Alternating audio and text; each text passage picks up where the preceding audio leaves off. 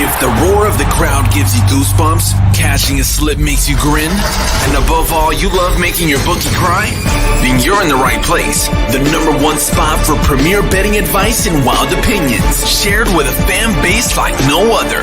Welcome home. This is the Punch List MMA Podcast.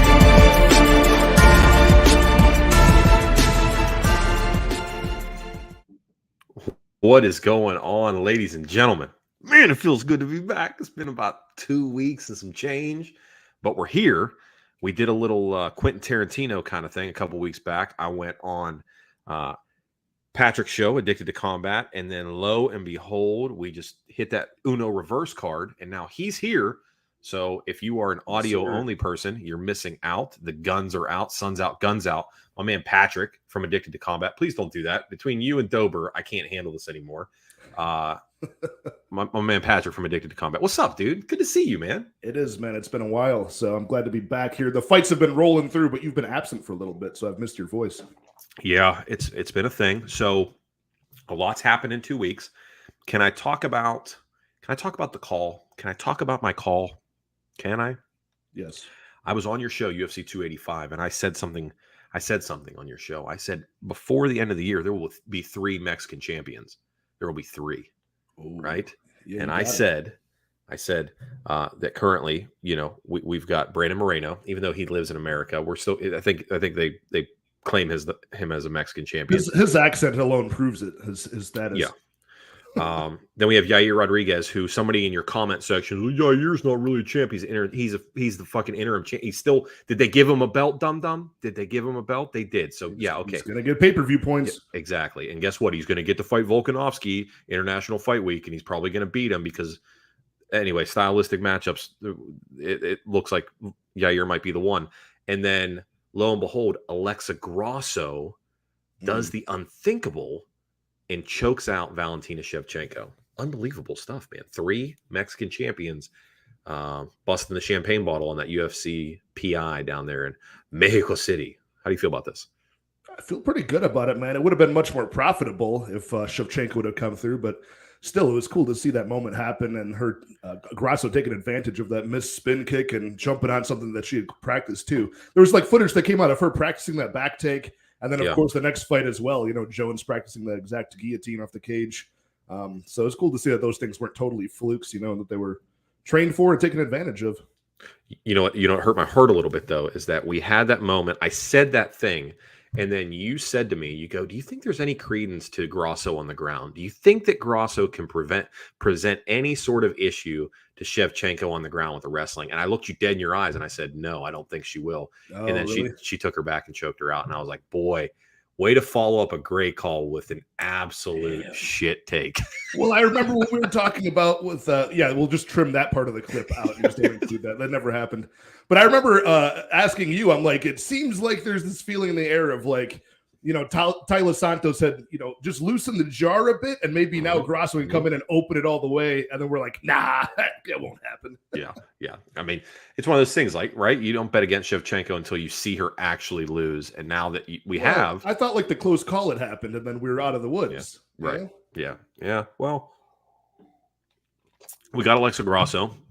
She's the champ. They'll run it back. That's fine. As I think anybody, I'm not for immediate rematches, as most people know, but I think Shevchenko 8 title defenses. You can probably let her run one back. Right. Be interesting to see where that goes from there. And then this past weekend we had Merab and Yan, and I say Yan as in like YAWN. Boy, oh boy. I mean, yes, dominant, but that was bad, right? Like that was not fun to watch. 49 takedown attempts. That was not great. Yeah, I mean, if I'm on Merab's team, that was the first time I jumped off of Merab's money train in like 6 fights. I'd been betting on him, and I jumped to the Yan team, and that was not fun to watch. But if I had a ticket on Merab, dude, that would have been fun to watch this pure domination, So, I mean, I look at it the same way with the grappling dominance, as if somebody's just jabbing off their opponent's face and they have no answer for it. It kind of seems the same to me. You're just dominating your martial art, and nobody can do anything about it. That's their fault, not yours. I don't always view it as boring. I've just come to enjoy it. I guess when Randy Couture was like cage wrestling, like Tim Sylvie or something like that. Like that was right. it was exciting as hell, you know. I guess my thing isn't so much that it's boring. It's just I get a little. Oh, man, I'm trying to think of the right way to say this while being respectful. I just expect Jan to have a plan B, have a plan C. Like just you know, like Marab went out there and did exactly what Marab does, and like your inability to do anything to kind of counteract that was that's what sort of bummed me out more than Marab's performance. 49 takedown attempts, a relentless motor. If Dober's chin gets donated to science, we have to put Marab's heart and lungs in there as well, because the guy's cardiovascular system has to be like he's got a third chamber or a third lung. Has to be. Yeah, that's what you expect from like a top tier 135er as well. But not everybody can do that, and especially with the grappling when another man is put against you. And it's, you know, the cage, like they always say in the commentary, it looks like it's easy to just be cage wrestling, but you know, that's just moving against two objects. They're just it's like a head-on car crash, and you know, not letting off the gas. Yeah, it was not fun for Jan. I can tell you that he was suffering silently throughout most of that fight. You could tell. Yeah, what a fall! What a fall from grace for Peter Yan. Yeah, it's bad. And then I was a big fan of O'Malley taking credit for that win by saying that he took a little piece out of Jan whenever he beat him. So he's good. I'm a big O'Malley's fan of that. so good at just like, you know, feeding the trolls and you know, always getting like a snippet to be in the media. You know, you can you know damn well he knows in the back of his head that he's just stirring the pot. Absolutely. So let's talk about O'Malley for a split second. UFC 288 is coming up. Okay. UFC 288. Right now, the headline for it is Charlie Olives versus Beneil Dariush. But the rumor is that Cejudo versus Aljo takes place there. But yet they have not announced this. And we are almost a month out, and it has not been officially announced. Really? I thought it was. No, sir. If you go to UFC, I'm really behind in when they release. I'm the last to hear official news. You know, if you go to the UFC's website, 288 is still listed as headlined by Charlie Olives versus Beneil Dariush. It does not have. Isn't their website like kind of slow to update though? It very well may be, but if you go to Ticketmaster, StubHub, Vivid Seats, or any of those other ones, it's still being billed as Olives versus Dariush. Nobody is billing it outside of the interwebs. I see what you mean. So you don't know which one's going to be the main or the co-main. Well, I mean, Aljo versus Cejudo. Oh, that would be because he's the champion. Right? Yeah, he's going to be because if he's the champ. But my question then becomes, if neither one of these parties have actually signed on the dotted line here, do you think that O'Malley might be able to sneak in if he's healthy and get Aljo? Because I think Aljo is the committed, healthy party here, and Henry is not. Yeah. And he is always like that notorious, at least the past few years since he's left the scene. He's like I'm coming back. And then, you know, it never happens, or they have to bribe him or woo him back in some way. You know, so that they could be playing that game behind the scenes as well. Yeah, I like your idea. It would be O'Malley. He'd be the perfect guy to headline a card. What do you think sells better, O'Malley versus Aljo or Aljo versus Cejudo? O'Malley for sure. Yeah, O'Malley gets more of the younger people, the people that don't really follow the sport. You know, more of the C word, the casuals. You know, I think they would tune in with the C word. I didn't want to say it. I didn't want to say the C word that gets thrown around way too much in this day and age. Dude, you say it here because nobody. If anybody finds this space, you are not a casual. I'm a deep cut, if you will. Yeah, right. Really I'm a B-side vinyl here. All right, so let me ask. I'm just gonna go ahead and tell you something. I'm going to UFC 288. Okay. I'm flying in.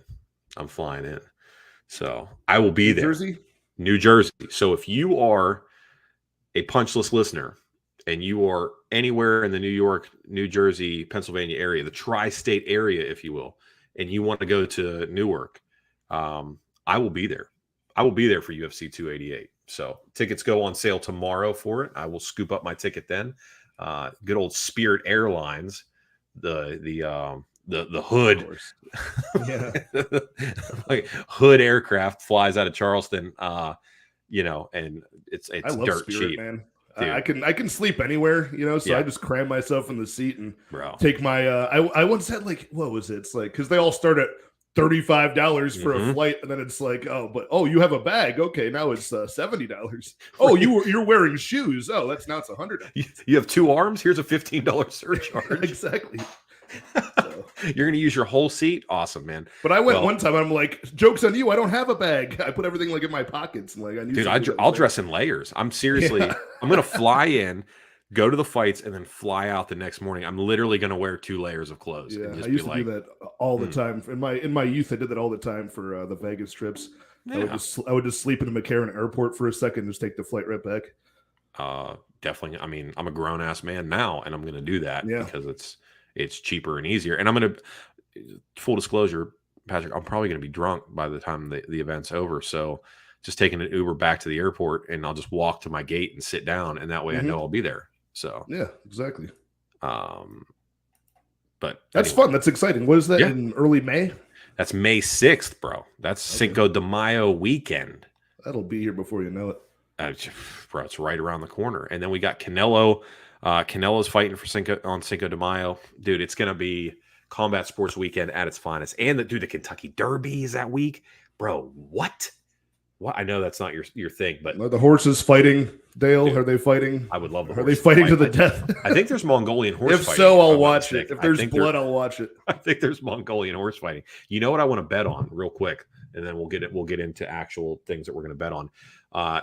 Remember the old Rambo movies? I think it's Rambo 2. With Rambo 2 or 3 when he goes to Afghanistan and they've got the dead sheep and they're riding around on the horses and they're whipping that dead sheep at each other. I think that's 2. I think that's 2 as well. I want that one. I want to bet on that. I need somebody. Jake, can you tell me what that producer Jake, can you tell me what the dead sheep sport is? I want to bet on that. See, that seems like something Shavkat Rachmanov would be doing. Bro, yeah, absolutely, man. He probably got that hat because when he was 12, he had to live out in the ice cold until he caught whatever that is, and then killed it with his bare hands, and then he made his hat. That's how he became a man. Guy's such a savage. Did you see that whole bit with Laura Sanko just like drooling over him, like I did not. having a full-on orgasm talking about him? Buzkashi. Buzkashi? All right, Buzkashi. I like that. Sounds like a weird tab on a website you shouldn't be on, but yeah, it sure does. That Buzkashi. Oh man, it's the national sport of Afghanistan. Why wouldn't it be? I love this. Buzkashi.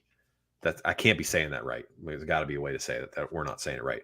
Right. That's the word. That's the word we're looking for. All right, I want to shout out everybody in the chat. Adam says, "What's up? Good to be back at it." Yes, sir. Drake, what's up? Drake, call me on my town. What's up, dude? MMA bets with Shady, the beach bum. What's up, dude? Shady?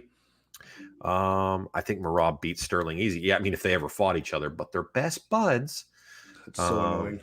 What's your take on that, by the way? I think Marab beats Aljo. No, I mean what's your take on like teammates not fight? Because there was kind of people always get their feelings hurt on Twitter, and everybody was like, "Oh, Dana White doesn't understand the respect of this game." Like, I don't know where I stand on that, Dale. Like, should they? I feel like your time is so limited that whenever there was teammates that were going to fight, they would just move to a different camp and then fight each other. My best friend on this entire earth, we've been friends for 24 years now. Best friends for 24 years. Him and I have fought each other before. It can be done. Yeah. It can be done. I honestly, we're better friends after fighting than we were before we got into a fight. And there was no championship involved. Was there no championship at all? No $500,000 purse involved either? Nothing. And there wasn't anything that we just bite down on the mouthpiece and just say, let's get after it. There was none of that. I believe we just were it was like one of those things where it was like progressive disagreements leading up to that. And then one day I pushed him and he pushed me, and then we started hitting each other, and that was the end of that. And then we stopped when we were out of breath. And we're like, "You good?" I'm like, "Yeah, I'm good, man." And then we didn't talk to each other for like 2 days, and then that was it. So yeah, but that was it. Guy who loves beer says, "Yawn on the downfall." I believe so. I believe so. Yeah. New Jersey is dirty. I agree. Trust me, I'm not hyped about going to New Jersey. That's not my thing at all. But I will be there. Rambo 3, he says, and then. SD Crusader says, "What's up, fellas? What's up, my man?" And let's see here. Matt T says, "Hello, friends. What's up, Tobes? How we doing, buddy?" Let's see. Were you guys drunk? No, we were not drunk. So this was I appreciate you not understanding how age works, or you think I'm 50 years old, but 20 some odd years ago, I was but a sprite. I think I was 14 at the time. So 14, 15 at the time. So I'm not saying like it was like some highly technical brawl, but I mean, we try to put hands on each other. You know what I mean? What are we going to do? I like it. What are you going to do? What about you, Patrick? You ever fought one of your friends before? No. It takes a lot to get me going, temper wise. Like I don't do that. Never? No, not with my friends. No, never got that heated with a friend of mine. Okay. I'm pretty laid back. Now, if it's like, I used to be a doorman at the bar, that was like every weekend, What? Okay. So let me ask you, when was the last time you actually got physically violent with somebody? Let's see here. It's going back a couple years, man. I've calmed down. Yeah. Probably about 4 years ago. Yeah. Yeah. What did you have like a seminal moment that calmed you down? No, when people just removed this person from the establishment. Yeah, it was just out at a bar, Oh, okay. So all right. I got once you. it was over. What about like road rage? You're like, I'm gonna snap you, bro. No, I don't get that worked up, man. When I'm sitting in the car, people can cut me off, do whatever you want. I'm sitting in a nice little comfy chair. I'm lucky enough to be driving. I'm very calm. It takes a lot. I like that, man. Like I have to be like days without sleep, and Really, just at the end of my rope. The caffeine's worn out. You know what I mean? Like it takes a lot to get me going. Listen, I can appreciate that. I'm a person that works on my anger all the time. So to just hear you have it so calm, cool, and collected under control, man, I can appreciate where you're coming from, even though you seem to have a more natural grip on it than somebody like myself. Yeah. I don't understand. I kind of envy you guys. I know a lot of people that are like, really hot tempered, and I wish I could channel up that energy, at any second, and just want to just see red, because I used to see that when I worked at the bar when I was in college, and it was like, I would just see people just turn and they turn into the animal. And I love that. That's why I like combat sports. So you can see people flip into that. It takes a lot for me. What's weird though, man, is that I'd have a lot of deconstruction to do when it comes to that though, because a lot of that stemmed for me, and producer Jake will attest here. I mean, you're an angry kid, and then something happens, and you want to be angry as an adult for a while. Well, you sign up to somebody that pays you to be angry all the time, aka Uncle Sam. They want you to be angry. They want you to feel that way, at least for the most part. They mostly just want to make you angry rather than have you be angry towards other people. They just fucking piss you off the whole time. Anyway, it doesn't matter. Then I got out, and I had no discernible skill set other than to continue to be angry with other people. That's why I worked for the Department of Justice for a decade. Oh, yeah. Because then all I got to do, I just got to be angry all the time. And then you realize that takes so much energy. I probably knocked 15 years off of my life being so pissed all the time. So I aspire to your Zen lotus flower like status, man. And then if I never thought about it that way, dude, you're gonna live forever. I'll be dead in a decade. All right, let's get after some fights. Man, feeling good. My boy Dober got me on some. If you recall the wine episode where he was recommending wine, I bought one of the wines he recommends. Again, Dober's price point is slightly different than my own, but I went ahead and I splurged and I got it, and it's delicious. So money doesn't always buy happiness, but it does buy good wine, evidently. All right, Jake, first fight on the main card, if you please, sir. If I am not mistaken, it is our man, Mountain Warrior himself. Minus 265 for Marvin Vittori, plus 225 over on rounds. It's at 2.5. I would be remiss as a host if I did not let my guest go first. My man Patrick, how do you feel about this fight, and how's it shake out?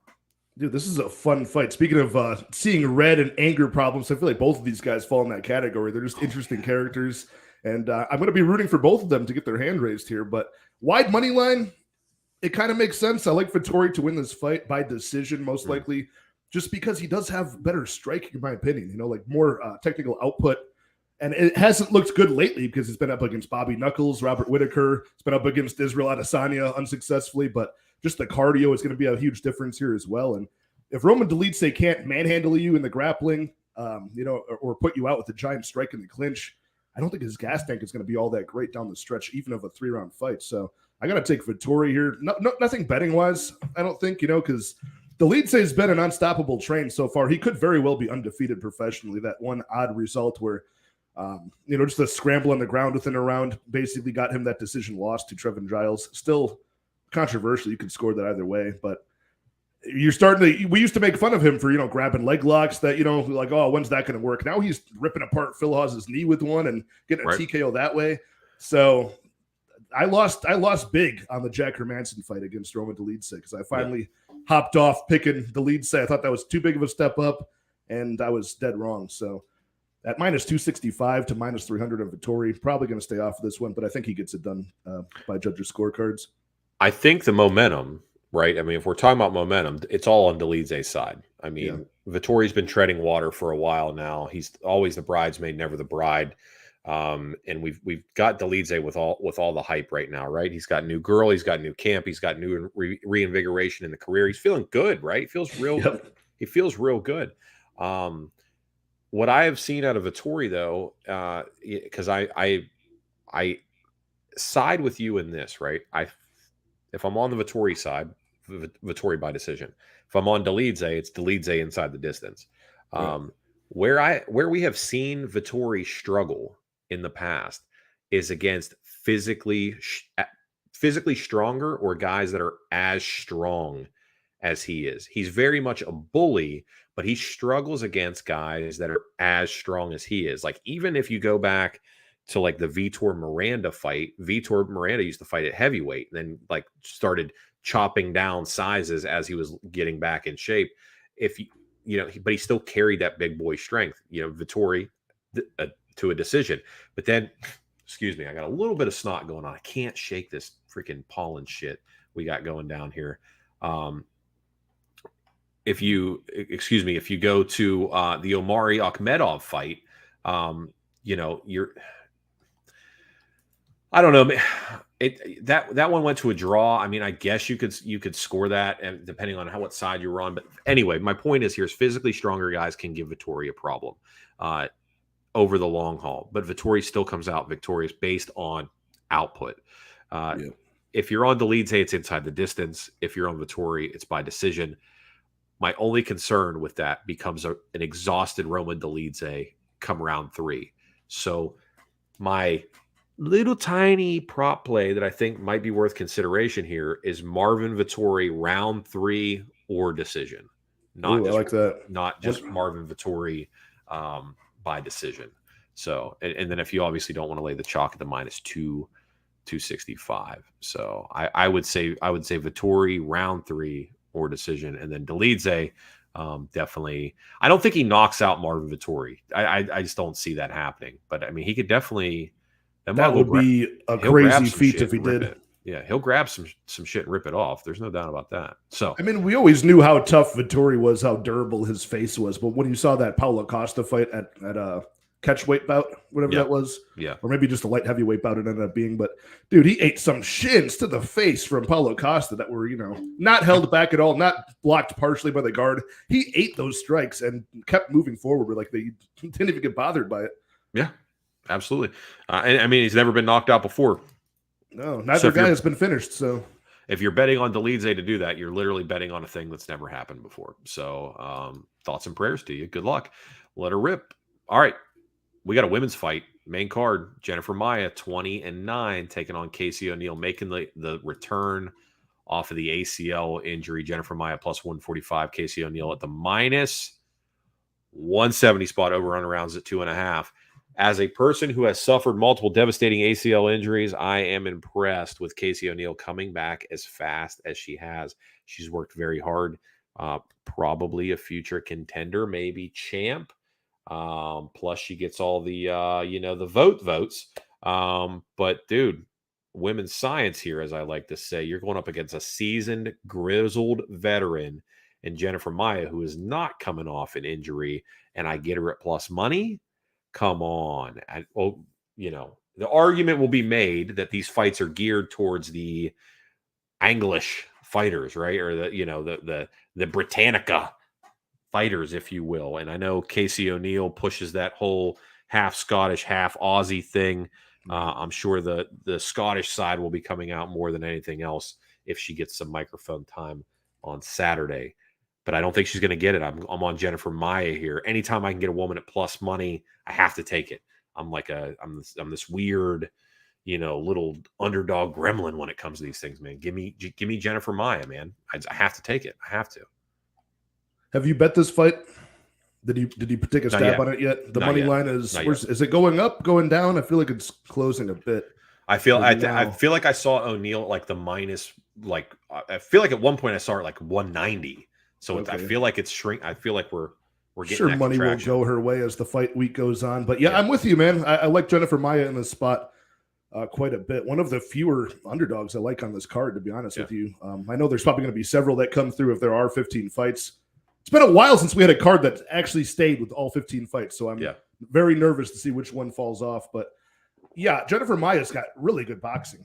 She's got underrated boxing for the flyweight division, really good. So it's going to be a distance-oriented fight. Like if Maia can, keep on closing that distance, keep it within boxing range, she can do very well. She won't tire. Neither of these two girls do I have a cardio concern for, especially not Casey O'Neal. She's a workhorse. Jennifer Maia, pretty good takedown defense so far. Pretty decent on the ground with getting to a half guard sweep, getting back to her feet and scrambling. So I don't think she's going to get taken down either in this fight. So if this stays at longer kickboxing range distance, O'Neal is healthy. She's improved in her young age. Maybe she could pull this one off. There's a good shot of that she's going to be better. But boxing range alone, numbers in the board, faster hand speed, more impactful shots. I got to take Maia to have the edge in all of those. Do you think that when a fighter gets injured and they spend that time away, do you think that they and then they take that fight back? Do you think there's room for improvement coming off the injury, or did they just get back to the baseline they were the last time we saw them? Can you think of a fighter that came back from an injury better than when they got injured, prior to an injury, or do they just come back at the baseline they were at? I think it depends on the age and the individual, but a lot of the younger people I feel like come back and don't really miss a step too much, But did they get better? I think so. I think even in your young age, if you can recover, because how long does that take? Do you know from a knee for most people? She came back from, because I feel like that would be 6 months at least. I don't know the extent of hers, but my second ACL was ACL, MCL, LCL, and that was about 6.5 months, 7 months. Yeah.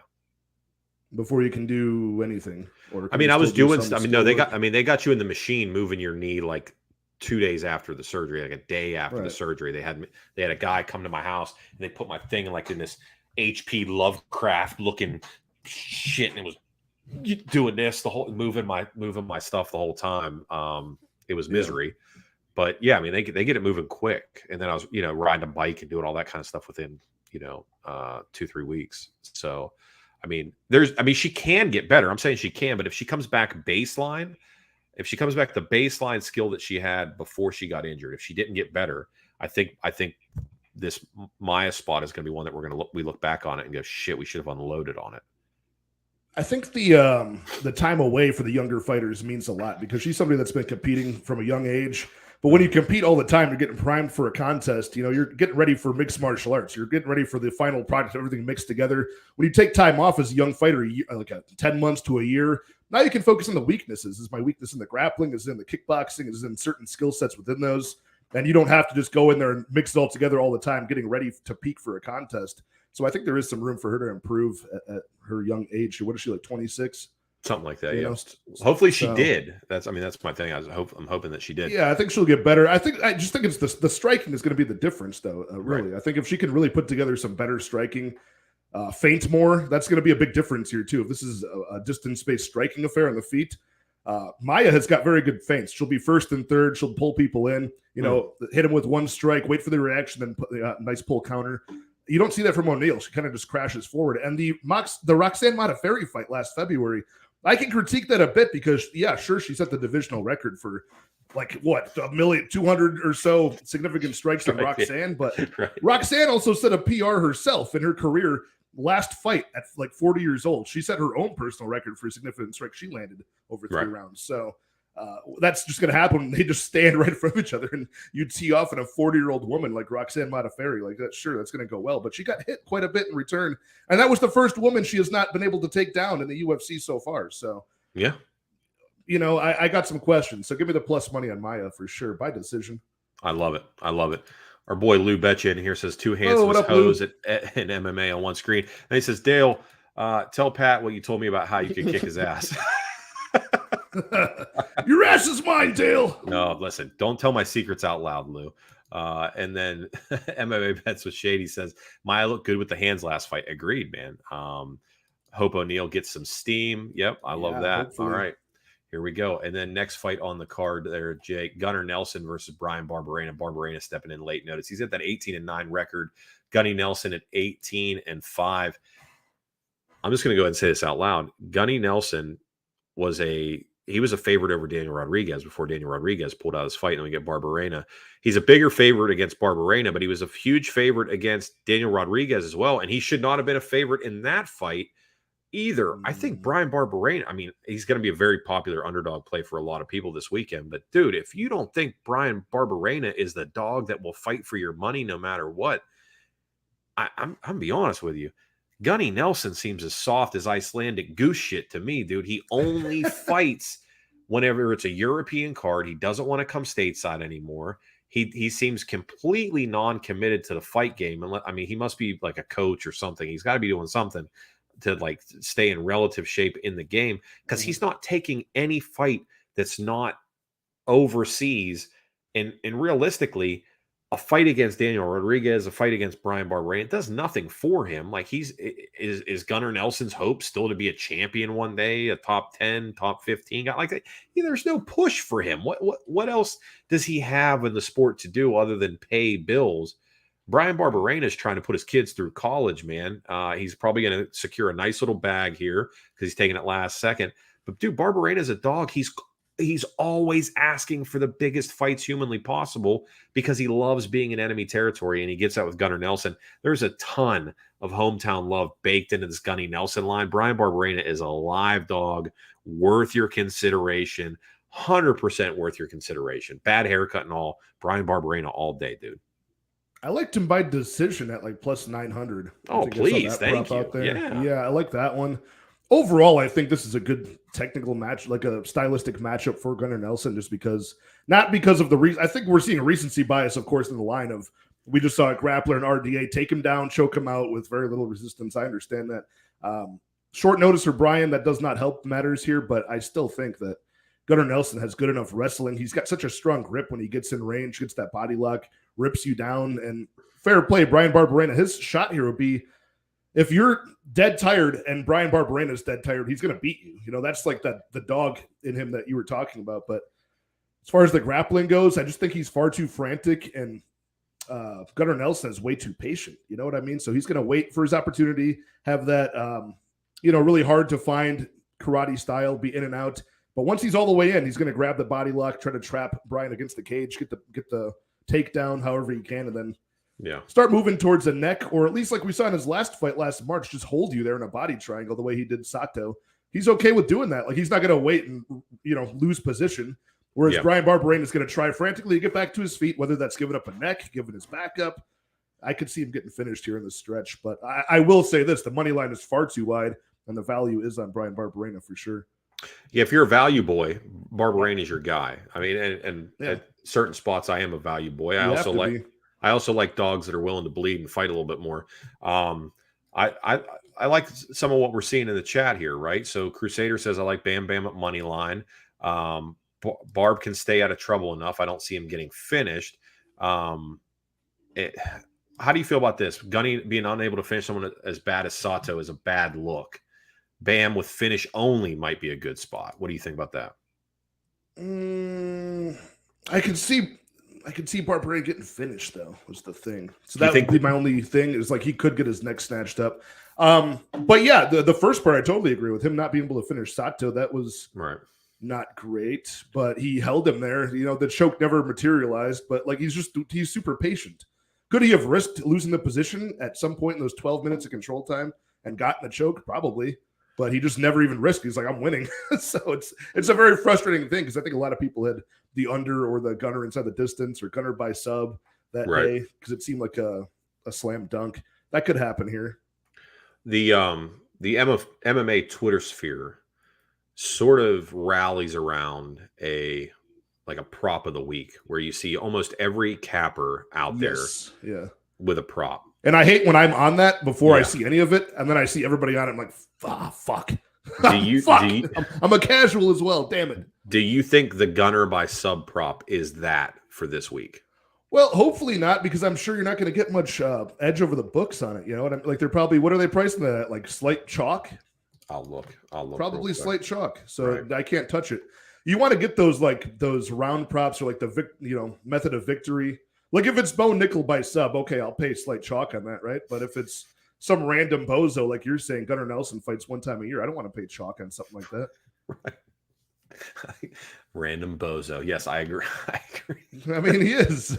No, I agree. All right. He's like the guy where he fights he fights just long enough. You're like, oh, I forgot about Gunnar. He's still in the roster. It's been like 10 years. He's fought 10 times. It's plus 115. Plus 115. Okay. Well, yeah, like that's not getting me excited, you know? Right. Yeah, I wouldn't get excited over some random bozo either. I like it. All right.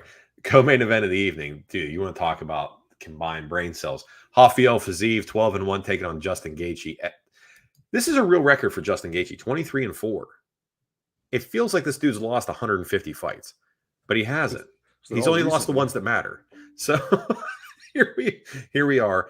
Rafael Fiziev, Justin Gaethje, minus 225 for Fizzy, plus 190 on the human highlight. Justin Gaethje over and around at 1.5. What do you got for this?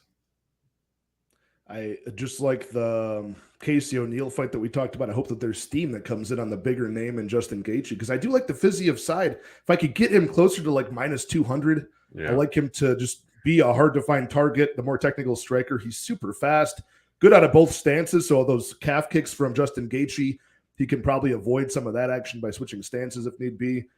And I just think he's going to be able to find the target just more accurately, more precisely. Now, the contrarian take I have in this fight is every statistic would say that this ends inside the distance. I think 100% of Gaethje's losses are by a finish.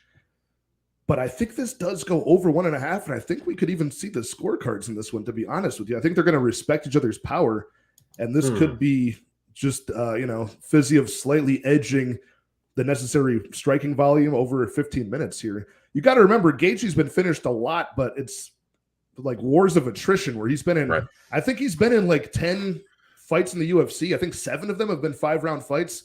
And then a lot of those have been, the championship rounds is where it gets finished, right? Like he finally finds the kill shot, finally can out cardio his opponent, or vice versa. 15 minutes might not be enough time for that. If they're gonna be, respectful in round 1, we make it to round 2, cash the over 1.5, and then maybe things start heating up. But the fact that they're just going to go out here and brawl recklessly, that's always the narrative when you've got these striker versus striker matchups, but it doesn't really always materialize, especially when the guys are smart, Jake, can you change that to Rafael Fiziev? I keep seeing that, and it's making me think falafel. Falafel Fiziev. I keep going in my head. I'm reading that going falafel Fiziev, and I see Lou bet you in the chat. While it doesn't matter in the grand scheme of things, it's driving me. That one, for whatever reason, is distracting. I'm not going to be able to forget that as his new fight nickname. Falafel Fiziev, dude. I just can't. Yeah. That's all I was getting. So this is my pick for the popular prop of the week that MMA Twitter is going to be on, is Fizzy by KO. You can get it at the plus 140 to plus 160 range, no matter where you can see it at. And I think people are going to take the idea that Gaethje, even in fights where he doesn't get finished or he wins, he still gets a shit rocked every single time. Yeah. My brother and I were talking about the balance that Justin Gaethje has. I've never seen a guy that I believe could not fall down on ice. And I believe that Justin Gaethje would be 10 out of 10 being able to stand up on ice skates drunk. I mean, he just will not fall down. It's unbelievable. So to your point about this going to decision, or at least playing an over, I totally get that. Fiziev is a very calculated striker. He's not a brawler, which leads to time coming off the clock. So I completely understand the over 1.5 play. I get that. Gaethje, for as much of a human highlight as he is, I don't want to say that he fights scared, but he does fight whenever he knows there's something at stake, he fights more cautiously. Like any fight that he's ever been in where the stakes are high, he fights differently. He's very sporadic. He's even more wild. He's almost feral in the way that he fights. Like it's back in May against Oliveira. Yeah, exactly. Or in the Khabib fight, he's just it's more of the flight aspect of a fight or flight response. Like he just can't get it under control. And people love to like circle back to the calm, calculated Tony Ferguson win, but I'm going to go ahead and say that now. That was anomalous, man. That is not the norm for him. And to be honest with you, not a performance I think he's capable of replicating. If he tries to just go into a technical striking battle with Fiziev because he's scared. I mean, we're talking about professional cage fighters, scared of a possible negative outcome. I think Fiziev picks him apart over 15 minutes, and that KO prop misses. Okay. I would like to see the Fiziev line get a little bit smaller, but I am going to do this. I am playing massive on Fiziev money line, and the reason why I'm doing it is this. Whenever this fight was first announced, I read an article or I saw a tweet where Bovada had Fiziev as plus 150 versus Gaethje coming back on the minus 125-ish side, something like that. Now, I went immediately to betmma.tips and put it in. Like, shit is mine. Like, if you look on my profile, it's just been up there for months, right? Well, the line never came out on Bovada. And now that it's out, it's this, right? Now, a couple months back, I made like 58 wrong submissions on BetMMA tips, and I told that guy, and he went and he fixed all of them for me. And then he's like, dude, I just need you to subscribe to premium. I haven't done that yet, so I don't want to ask him to go in and fix this. So I'm just going to play massive on Fiziev. So if Gaethje wins, it rights the ship. So I'm just letting you know, full disclosure now. I bet you told me that recently, that you could ask them. I mean, I kind of gave up on that a while ago just because I thought the site was very cumbersome with putting parlays in and shit. It is. And the first time I had used it a while back, like I entered like 3 things wrong. Like I was typing on the wrong guy's side of the page. I'm like, it's tough. Fuck this. And I left. But I agree with you. I think this could certainly, I'm not playing the over 1.5. I'm not getting in the way of this shit show. Like if there's a giant discrepancy between like my hunch and like the stats, I unless the number is big, I usually don't go in between those two things. But I just have a hunch that this goes to decision. But Fiziev, man, if we hadn't seen Merab last week have an awesome first 5-round performance, the second best would have been Rafael Fiziev last July, having his first 5-round performance. Doesn't get much better than that for a first 5-rounder. You go all the way, don't really fade that much, then you get the finish in round 5. Really good performance. Yeah, outstanding. I mean, I think this is a sweetheart spot for him. And I think this pushes Gaethje further back the line. Probably going to be Are we going to see Justin Gaethje wrestle in this bout? No. You're going to finally see it. If I have to hear about Justin Gaethje's all-American folk style wrestling credentials, I'm going to vomit, dude. I'm so sick of hearing about the shit. He's not going to do it. He's not going to do it, man. Is he finally going to do it? Is his coach, his mother or his father finally pleading with him like, dude, just pull out the A6, pull out the singlet, please, for God's sake. Please, no. Shoot a takedown on this kickboxer. He's not going to do it. He's not going to do it. What I want to see him do, though, is try to kick Fiziev the way he kicks everybody else. I mean, would you want to try to leg kick, like go leg kick for leg kick with Fiziev?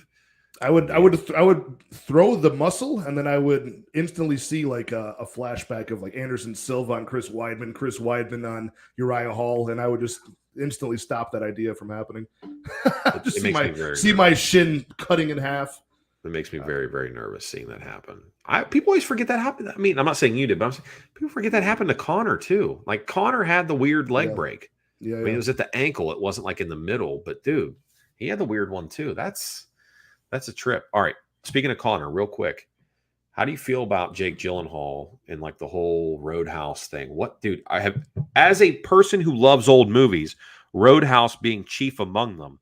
what the hell are they doing in bringing the UFC involved in Roadhouse? What possible reanimation of Roadhouse can involve the UFC? What is happening here? I saw that and I It's had no nothing idea, holy, but I Patrick. like it because I like Gyllenhaal and I like the UFC. I like Roadhouse. Let's just throw them all together. Dude, in what part of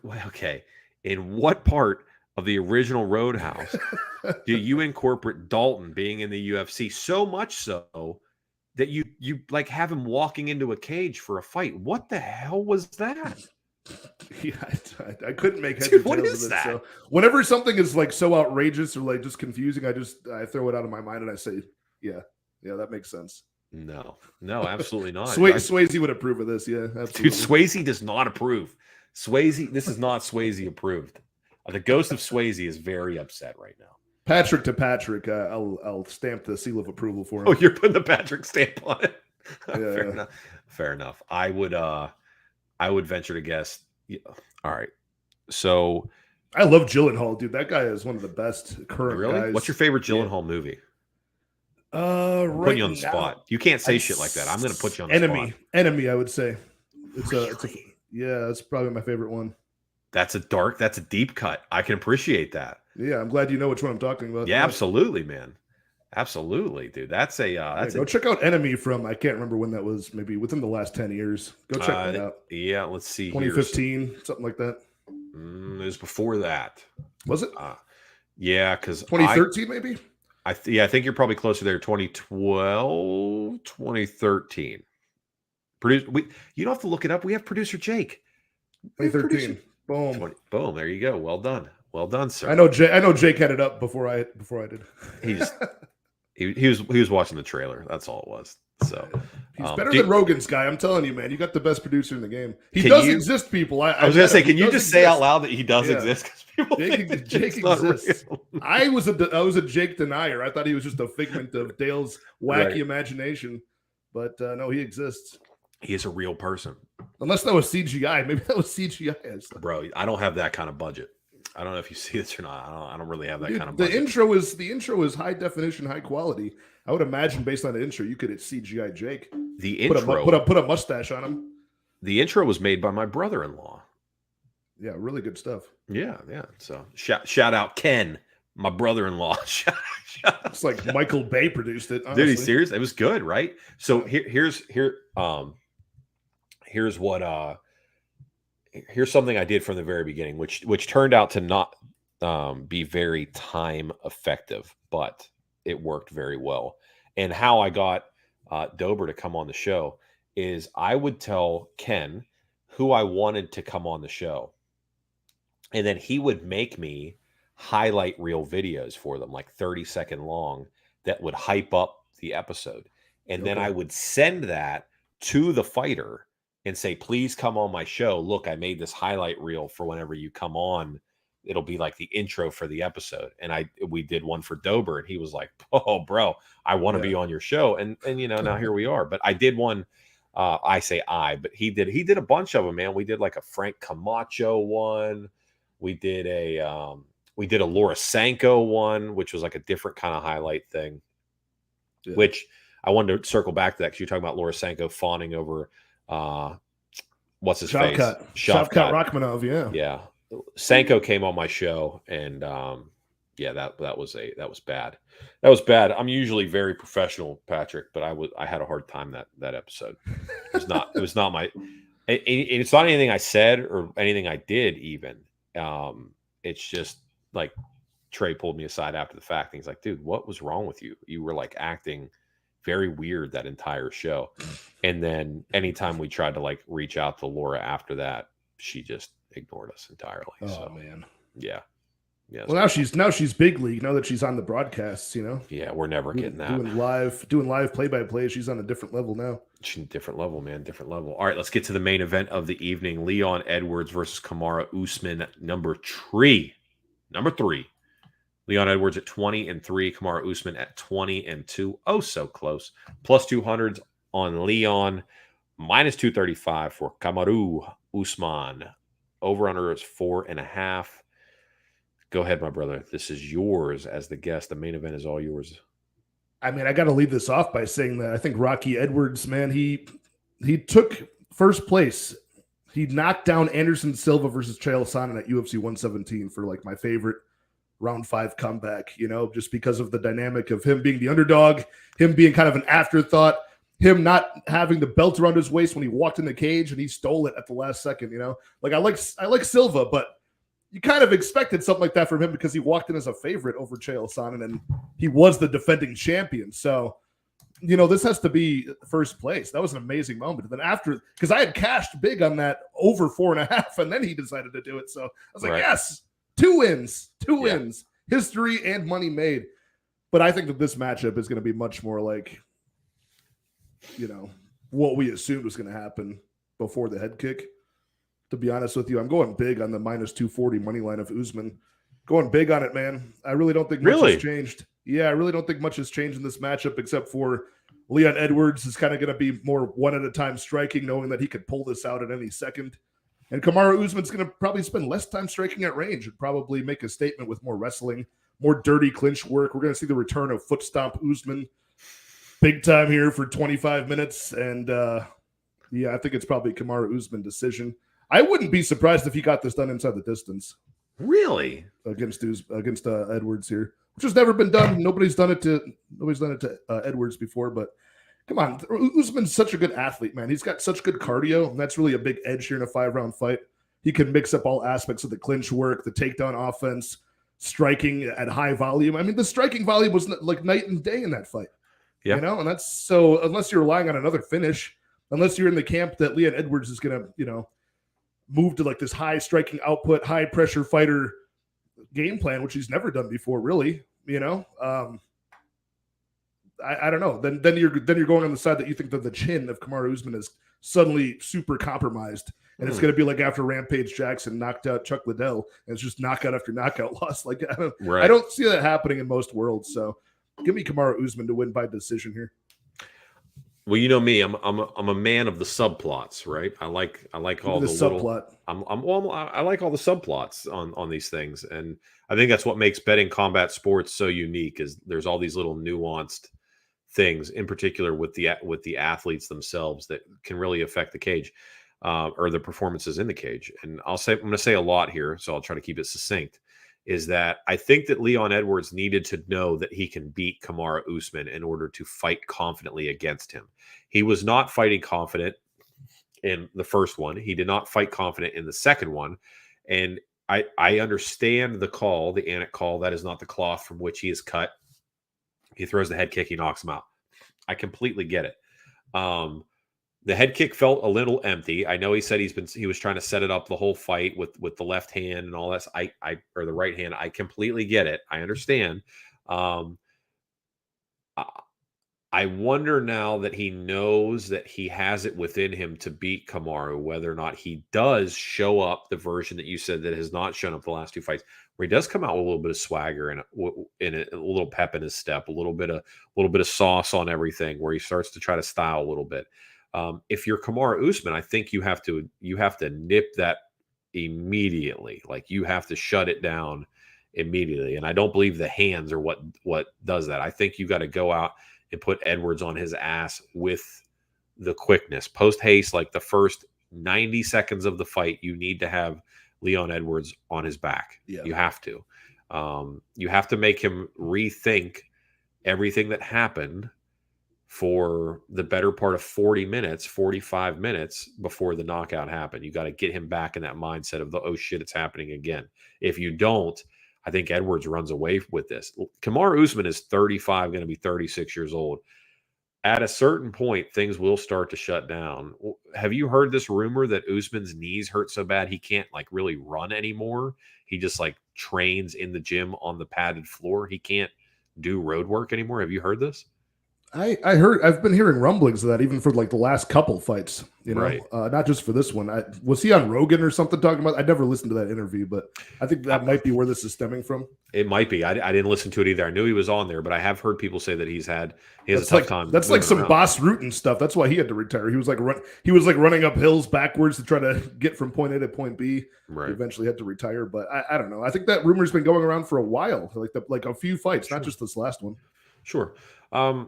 I mean, to your point, it's very hard to bet against Kamaru Usman. I mean, he's nothing if not wildly consistent, man. He's going to give you 25 minutes each and every time out. He's going to do a good job. I mean, he almost gave us 25 minutes last time. But yeah, I mean, he's going to do that. I mean, he's there for it. I have said for a long time he does not like being hit. Not that anybody likes being hit, but he has always reacted very negatively to violence. He's not a blood and guts, bite down on the mouthpiece kind of guy. I really thought the Gilbert Burns rocking was going to be the beginning of the end there, but he did. That was like the first bit of grit that he showed there. Rest assured, the head kick will be in the back of his mind. I think he negates that though by taking Leon Edwards down. Usman money line. I'll be looking to parlay him with another fighter in the prelims by the name of Jake Hadley. But that's probably going to be my two-legger for this event. But anyway, yeah, I'm on Kamaru Usman here, money line, although nothing would make my heart happier than to see Leon Edwards win. I think Leon Edwards has more tread on the tires, and I think it's good for this. I think it's better for the sport if Leon Edwards wins than Kamaru Usman. Truly, and there's nothing better than seeing an event with a full crowd in the O2 arena. Like, they go crazy. It's like soccer hooligans poured into an MMA fight, but that would be awesome to see them get their champion moment, in that arena. That would be dope. I will say this. Are you familiar with Chat GPT? No. Sweet. So Chat GPT is this really awesome open AI. I'll hip you to the game after this. Yeah, please. And you can ask it anything, and it will scour the interwebs and try to give you an answer. Well, I asked. So Chat, it's like Ask Jeeves, sort of, but like way creepier, right? Producer Jake, are you familiar with Chat GPT? Sort of. All right, cool. We'll have to do a Chat GPT episode. We'll get deep into the idea of how AI is going to eventually destroy us all. Anyway, Chat GPT will give you very canned answers because it's designed to not be problematic in any way, shape, or form. But a person figured out a way to basically give it a prompt that hacks it into answering honestly. So like if you ask it stuff like, is the earth hollow? It will say, yes, the earth is hollow. And the entrance to the center of the earth is in Antarctica. And that's why no random civilian is allowed to go to Antarctica. Well, anyway, I put the prompt in that allowed it to open source real information. And I asked it, I said, who will win the trilogy bout between Leon Edwards and Kamaru Usman? And do you know what it said? What's this? It said Leon Edwards is going to win. And he said it said, I say he, again, this is where AI starts to fuck with us. I'm already labeling it as a he, said that I know it seems unlikely given the result of this the result of the second fight that this would happen again, but Leon Edwards will win in England by knockout. Did he give us a round? He did not give us a round. I should have asked a round. I got a money line bet on Kamaru Usman, dude. I don't care what this little magic 8-ball piece of shit's got to say. He's not winning this fight. For Chat GPT. You're talking about AI taking over the world. This is a magic 8-ball in the computer. What are you talking about? Bro, these things have existed for years. Do you think that the UFC is scripted? Do you think so? I think they have like an outline of what they would love to happen, but then things play out the way that they are going to. Okay. How much of an outline do you think they follow the script? Do you think there's a script? No. Like obviously there's going to be screw jobs in the judging here or there. People, a 49-46 contrarian scorecard will appear out of nowhere from time to time. Probably, some bucks under the table for that. But as far as like them fixing it, I don't think so. What about the Sylvania Gomez Juarez Karolina Kowalkiewicz fight where they came in and changed the scorecard as Bruce Buffer was about to read it? I wonder if it was just some guy with like handwriting like me, and they're just like, I can't read this shit, dude. Like, Sal, you gotta fix this. Bro, erase that gibberish and write a real number. That mug literally put it up against the thing and scratched it out and then rewrote it, dude. Come on, bro. Like, I don't know. Anyway, we'll do a maybe Krause was the tip of the iceberg. We're gonna uncover the, maybe it is. Who knows? Do you? I saw somebody put it up, but I don't know. Did James Krause call the round in which Marc-Andre Barrios would beat Julian Marquez? I'm not sure. I'm pretty sure that was showed up on his Discord. Listen, I love this right here. My man SD Crusader says free Dan. Yes. So Dan Patrick is the prompt that you put into Chat GPT. Dan stands for do anything now, and that's what you have to put in, and it changes it. So yeah, I'm gonna do. I can't wait. I'm gonna blow your mind with some Chat GPT stuff. Can't wait. You really sounded super excited. I've shaken a magic 8-ball before, dude. I've been there. I got the T-shirt. You sound super fucking excited. Pumped, man. You're like, all right, dude. First, well, that's my default reaction to anything that's not like, do you want to watch the UFC event? I'm like, nah, like that's anything. So don't take it personally, dude. Do you want to fly to Newark? Do you want to fly to Newark for 288? That'd be dope. What is it? Early May? May 6th, bro. Cinco de Mayo weekend. Yeah, I would love to. I was last at Newark like last October for a wedding. I'd be down to go back. Dude, I'm literally going to be there for the event, and then I'm flying back the next morning. That'd be dope. I'll have to look at the tickets and see what they're looking like. They go on sale tomorrow. Make sure I got nothing going on. But yeah, that'd be fun. Just fly in there for the event, dude. Have a couple drinks with Dale, and then dip. That's what I'm saying, man. That's what I'm saying. And that, listen, that offer stands for anybody. May 6th. Jake, do you want to go to Newark May 6th? He's thinking about it. He did the all right. Well, if you want to go, we're going. All right. So he's not real. Who are you talking to? Yeah, no, I'm typing it into the Magic 8-Ball. Austin says, I thought it was Friday they went on sale. I'm pretty sure it's tomorrow if you're on the pre-registration list, which who has two thumbs and is on that list? This guy. It's the only list really that I'll register for. I try to make it a point to keep my name off of lists in any way, shape, or form. But I'm on. Remember, you had to be like a MMA, like a UFC Fight Club member to get the pre-fight tickets. Mm-hmm. It was a whole song and dance you had to like be subscribed to for years. Yeah, it was a shit show. There's already people that like get like whatever the blanket tickets for the Prudential Center, and they're already selling their shit. It's like $600-$700 a piece. I'm hoping it's reasonable, man. I'm hoping it's. Dude, my guy Eric Betts Fights was just he was at the last event. I got a competition, a powerlifting meet this Saturday, so I didn't go last week, but he wanted me to go out to Vegas for that because he had gotten tickets to the the Virgin Hotel, the like smaller venue that used to be They were in the theater or whatever. Yeah, dude, his tickets were nice. It was like under $300, and it was what would have been $4,000 at a normal fight. Like he was 30 feet from the cage. He had a good old time. I was jealous I didn't go. How is Eric? I mean, I know he's doing the whole 0 Dark 30 thing. Is he good? Yeah, he's good. He's chilling. He's just minding his own business, still being a fight nerd. And yeah, he went to the fights last weekend, and that was a great event to go to live, with all the crazy finishes and sloppy fights that there were. Is he coming back? Break the news. Is he coming back? I haven't talked to him about content. But it seems like he's still super busy because he was kind of not part-time, but you know what I mean? Like it takes up a ton of time doing this. Yes. Even if you do one video a week where you just have to be on point and know your shit, it takes a lot of time. So he was supposed to know what you're talking about to do this. He was a big member of this for a while. Like he did like a year and a half straight of doing like 5 shows a week. That takes up so much time. I don't know how he did that with a full family and like a full-time job. Like it's crazy. Yeah. Well, if you want to fly out or anybody wants to go to 288 in Newark, I will be there. I can't guarantee without advanced planning that we'll be sitting anywhere near each other, but I am always down to meet and chug beers and shake hands and kiss babies for sure. After a few beers, there's always a seat on Dale's lap. So bro, absolutely. Bro, what are you talking about? I'll just clean this bad boy off for you right here, bro. What you talking about? I'll just clean it, Look for the signs that say mustache ride it this way. Listen, if producer Jake's there, it's free mustache rides for everybody. Are you kidding me? He's got that Tom Selleck going right now. Dudes look like Magnum PI back there. Sure Here's does. a fun fact. Producer Jake doesn't wear pants. He just sits there in his underwear, rips bongs. No, just rip. What? He's not even doing that. He's just ripping heaters. What do you got going on there? Did you see him? Did you see him ripping back there? I didn't see him ripping any heaters. Oh, no. Yeah, absolutely. He's got him on steady That sounds rotation. tasty. All right. First prelim. Let's get after it. Some high quality women's fighting. Juliana Miller taking on Veronica Hardy. Don't you dare say Macedo. Veronica Hardy.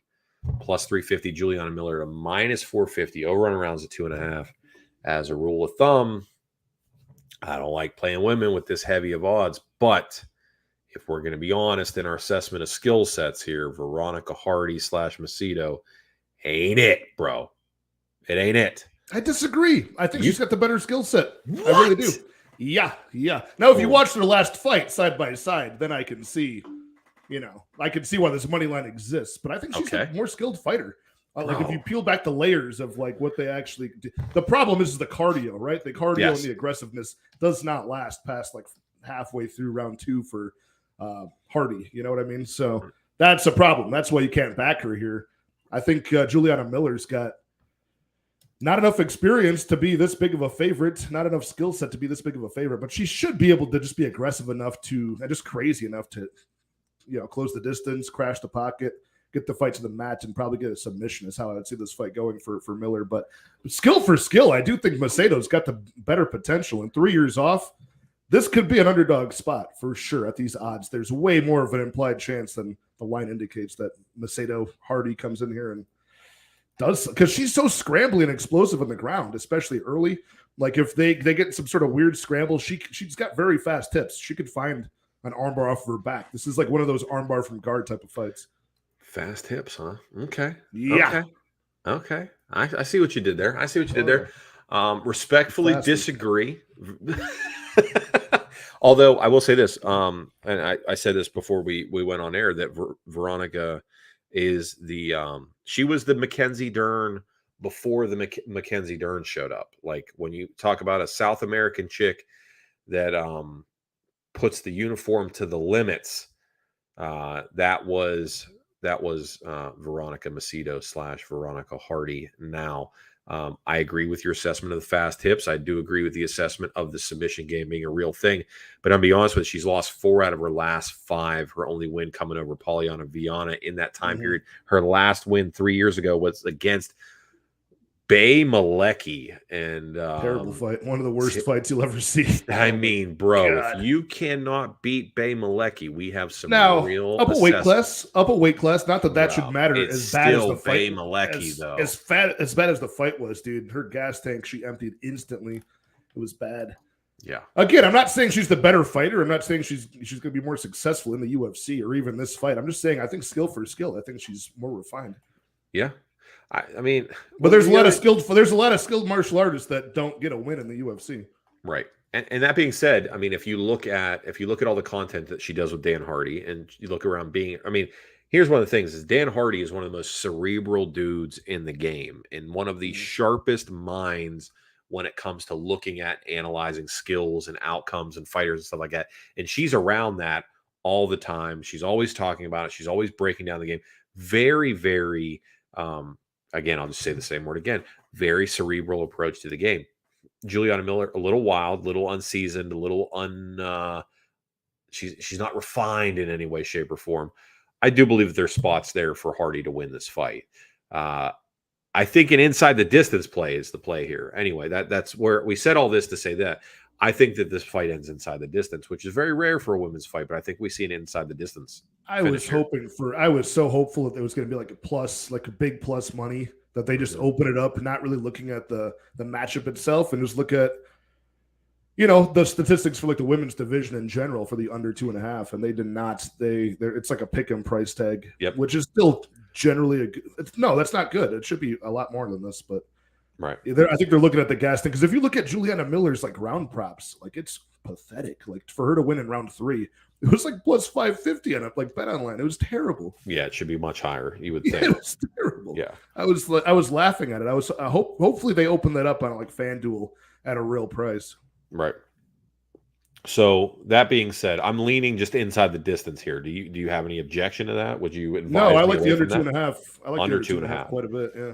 Do you think there's any value in just buying the other 2.5 minutes, or do you want to ride the lightning with that? That 2.5.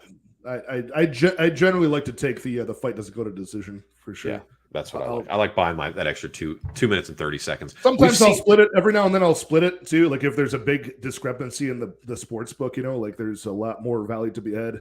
You get a lot more, like it's minus 150 for the under 2.5, but then a minus 200. Like I will split it and put like, half unit each or something. Who do you think just in case it goes in that danger zone, where you would have missed it. Who do you think is the worst woman on the roster right now? I mean, depending on Veronica Macedo's return here, it could very well be her. God, who's still in the UFC? Like, there's got to be women that are like every now and then they return, and you're like, is Ramona Pascal still on the roster? I don't think so. I think Ramona's gone. She's gone. I feel like she might still be there, but that would probably is the worst one. Yeah, Ramona's bad. Okay. Otherwise, it would have been Zara Dos Santos. But dude, I forgot about Zara. Yeah, she's bad too. Interesting. So I think Macedo's not far off here. She's got. Like I'm telling you, if you look at, there are some skills there, but yeah. And again, I'm looking at this through the lens of somebody who's like plus 350. That you got to start nitpicking with those odds. Sure, absolutely. All right, Ja Herbert at 12-4 taking on Ludovic Klein, or Ludovic, as some people say, Ludovic Klein at 19-4. Ja Herbert at plus 167. Ludovic minus 190 range over on rounds of 2.5. It's basically the chin of Ja Herbert versus the inconsistency of Ludovic Klein here. If the chin can stay out of the way, I think Herbert's a live dog here, but I have reason to believe that the Ludovic Klein by knockout prop is going to be a real popular play come Saturday. What do you think? Yeah, I like that. I don't know if I'm going to get there myself, but I do have a money line bet on Klein for a couple of units at minus 155. It's since moved just a couple spots to like minus 170 or so. I just like Klein's output. I think he's going to be the busier striker, and we see him engaging in more of what we saw pre-UFC with like cage wrestling, a little bit of grappling here and there, which Ja Herbert's been pretty okay defensively, but not the best. I think it can buy some minutes for Klein off the clock, just hold him against the cage. But even at range, I like the striking game of Klein. I think it's going to be really successful out of that southpaw stance. That's going to open up the stances, get some body work going for Klein underneath the high guard of Ja Herbert. And like you said, the durability certainly goes in the favor of Klein in this matchup, who looks a lot more comfortable at 155 now for the third time. Sure.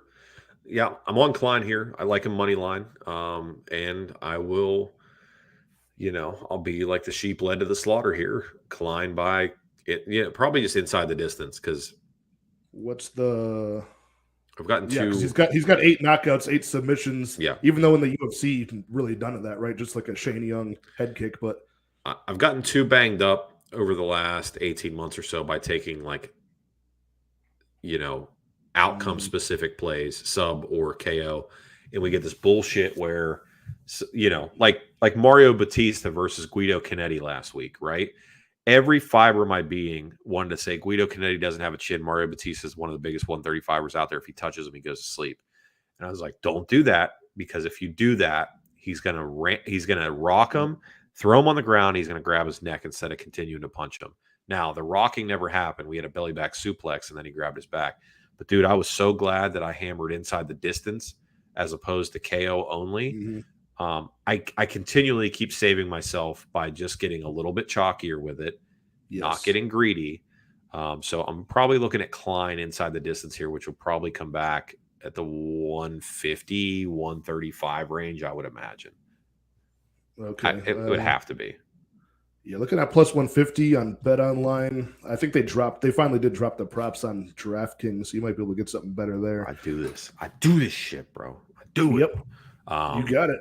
Yeah, I'm totally with you on that philosophy, man. I've been getting a lot better at doing that, unless it's like something really oddly specific that I put like in a D-Gen round robin, like a specific prop and rounded method. I'm just going inside the distance, if at all. Like I've been a lot more comfortable just hammering money lines. I like that a lot more. Yeah, just the way to go for me. Like I'd rather eat minus 190 Ludovic Klein than try to play some specific. Just for example, I'd rather play that than. Or what else am I thinking on this card? Like Marvin Vettori, even, for an example. If I was inclined to pay minus 275, which I'm not, I'd rather pay that for the majority of the bet say I put 2 units on that, and then maybe a half of a unit on the decision. I'd rather do that instead of putting all of my eggs into the decision prop. That's the only way I see Vittori winning. Down the stretch, man, of betting long term, I just feel like you're better off just paying the chalk and the money line.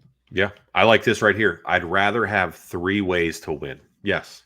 Yeah, exactly. Thank you. That's a smart way to say what we're trying to say. Man. I appreciate that. Dude, so we glanced over it really quick. Your meet is this weekend? Yeah, Sunday. Yeah, okay. weigh in Saturday, watch the fights, and then Sunday compete. Okay, so talk me through this, because this is something admittedly I don't know much about. You weigh in for a powerlifting meet? Yeah, it's a weight class sport. So you weigh in. What are the weight classes? 165, 181, 198, 220, 242, and then my class 275. Gotcha. So I mean, you've been big as strong as shit for a long time. So this isn't like something you've just now been getting ready for, right? Like this is a thing. I've been competing for 10 years in powerlifting. Okay. 9 years. I'm sorry, 9 years competitively. Gotcha. So yeah, it's been something that I do about every, a couple times a year, 3 times a year, and then just build towards the next meet every time, lay more groundwork down, try to get better. Right. And you know how powerlifting works, right? You're trying to get the biggest total out of your squat, bench, and deadlift. So 3 lifts a piece. And eventually my goal is to try to qualify for the Arnold Classic, which is like a big fitness, powerlifting, strongman. Absolutely, yeah. Deal yearly every March in Columbus. So you got to qualify and get invited to that to compete there. So that's what I'm trying to do for next year, for 2024. So if I have a good year this year, sign up, get that invite. That's my goal. I love it. So that being said, what do you imagine? Like your squat's got to be where you're putting up the biggest weight, right? No, deadlift right now. Yeah. I'm hoping to squat around like 640 or so for this meet. Bench around as close to like 420, 425 as I can, and then pull around 705 would be great. Okay. That'll be a great day. Have you accomplished that in practice yet? The squat I doubled 600. The bench I've done 430, and the deadlift the most lately, like 685. So is there I can do all of them. To this? What's that? Is there an adrenaline aspect to this where you go bigger because you're hyped up because it's the meet? Like, do you perform better? Generally, yeah, but I've relied on that in the past and been like, oh, this is not going too well in training, but at the meet it'll be there. I've done that in my youth, and it's never really gone well. I got to be prepared to have an off day, and then hopefully it goes way better than I expect. So yeah, yes and no. Some days it's there, some days it's not. Your strength is actually very transient based on the day. Some days you can go there feeling great, it's just not there at the level that you'd expect, right? So right. Is there any credence? I mean, I know at least it was for me anyway. I mean, do you abstain? Like, are you a women make the legs weak kind of guy? Like No, the opposite. You're the opposite. So you take the Tyson Fury approach where you're trying to jack up the numbers as much as you can. Yeah. I mean, the last thing you want to do is just have like sex in the brain, like when you're trying to you can't be frustrated as you're trying to do these things. You got to be, at peace, and then, be charged up, ready to go. If I were to abstain for like long periods of time, that would not go. I don't even know what would happen. I'd probably implode. That's crazy. You can't be backed up. Dude, I shut it down. I was backed up, bro. I was all the way backed up. Maybe I should have let it rip. Yeah, I was always under the impression that women made the knees weak, the legs weak, bro. So every trainer I ever had was like, "Nah, man, you got a fight coming up. Don't you do that."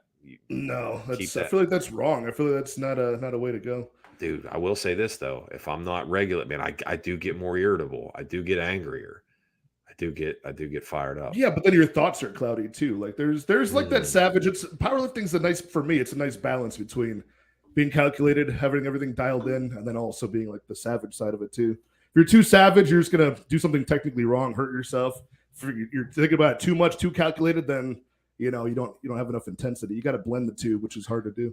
Dude, people are gonna walk away from this show realizing that you're some sort of Zen master, sexual Kama Sutra guru. Like you are like like some weird super strong Dalai Lama is what's happening.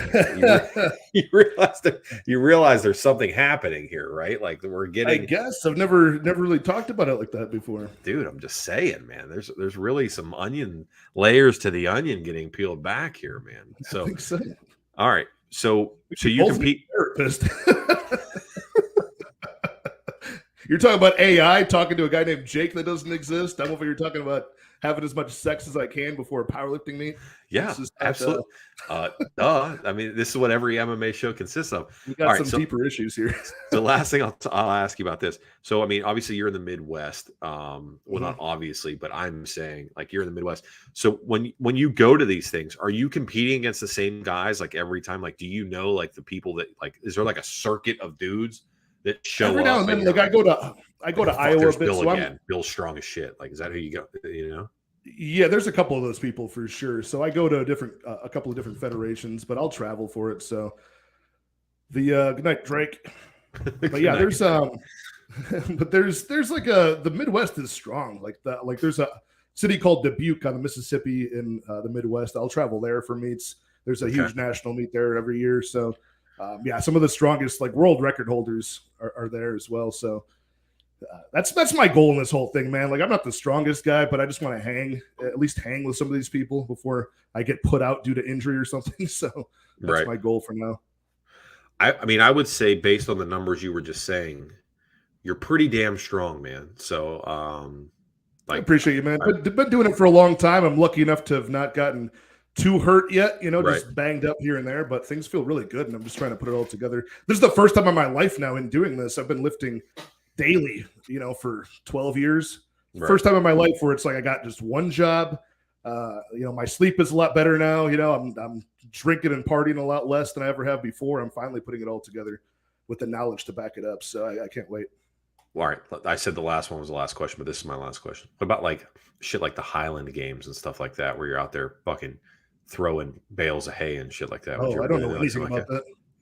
No, I know nothing about that. That's like what? That's like discus and shot put, but with old timey stuff. Yeah, dude. And they like there's one where they take like a pitchfork and they like jab this big like thing of hay, and you fucking just throw the hay as far as you can. Yeah, I don't know, man. If there's no barbell involved, I don't know what the hell to do with it, dude. I see this reason why I bring this up is you could be like a ringer.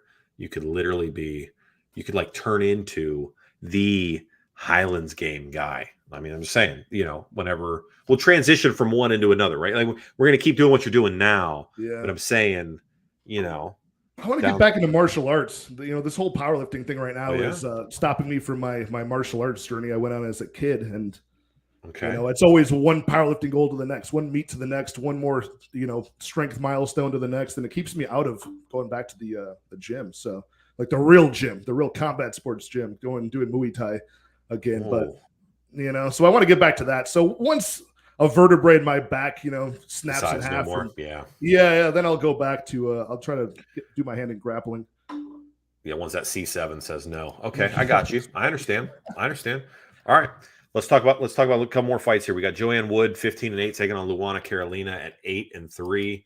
JoJo, not Calderwood, just JoJo Wood now. She dropped the Calder. She's a favorite here, -170, taking on Luana Carolina, and probably the only women's fight that I think she can win still. This probably might be the only opponent on the roster that she can beat still. And even then, I think Luana Carolina is going to give her all she can handle. +145. Dude, I love women's underdogs. Why not? JoJo has been so bad lately. What the hell is she possibly going to do? What is she going to? This fight has split decision written all over it. I cannot. Gun to my head, you couldn't justify that price tag on Joanne Wood. I asked my guy Lou Betya that we both know and adore. Yeah. I was like, talk me off, because I was ready to bet. Joanne Wood because I don't see her losing this fight. I think it's a pretty clear-cut, striking victory for her in this spot.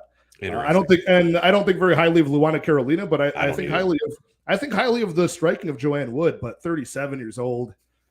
Not the durability isn't the best, but you got to give her a little bit of a break here, facing the current champion Alexa Grasso. Grappling. She like went for like a spinning elbow, fell.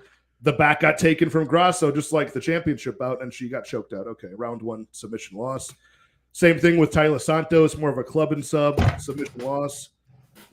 So I mean, these are like women that are championship caliber. So this is a spot where finally she's getting a drop down in competition in Luana Carolina, who does not have good boxing at all. Like the boxing between Joanne Wood and Luana Carolina, miles apart. Joanne Wood is the better boxer.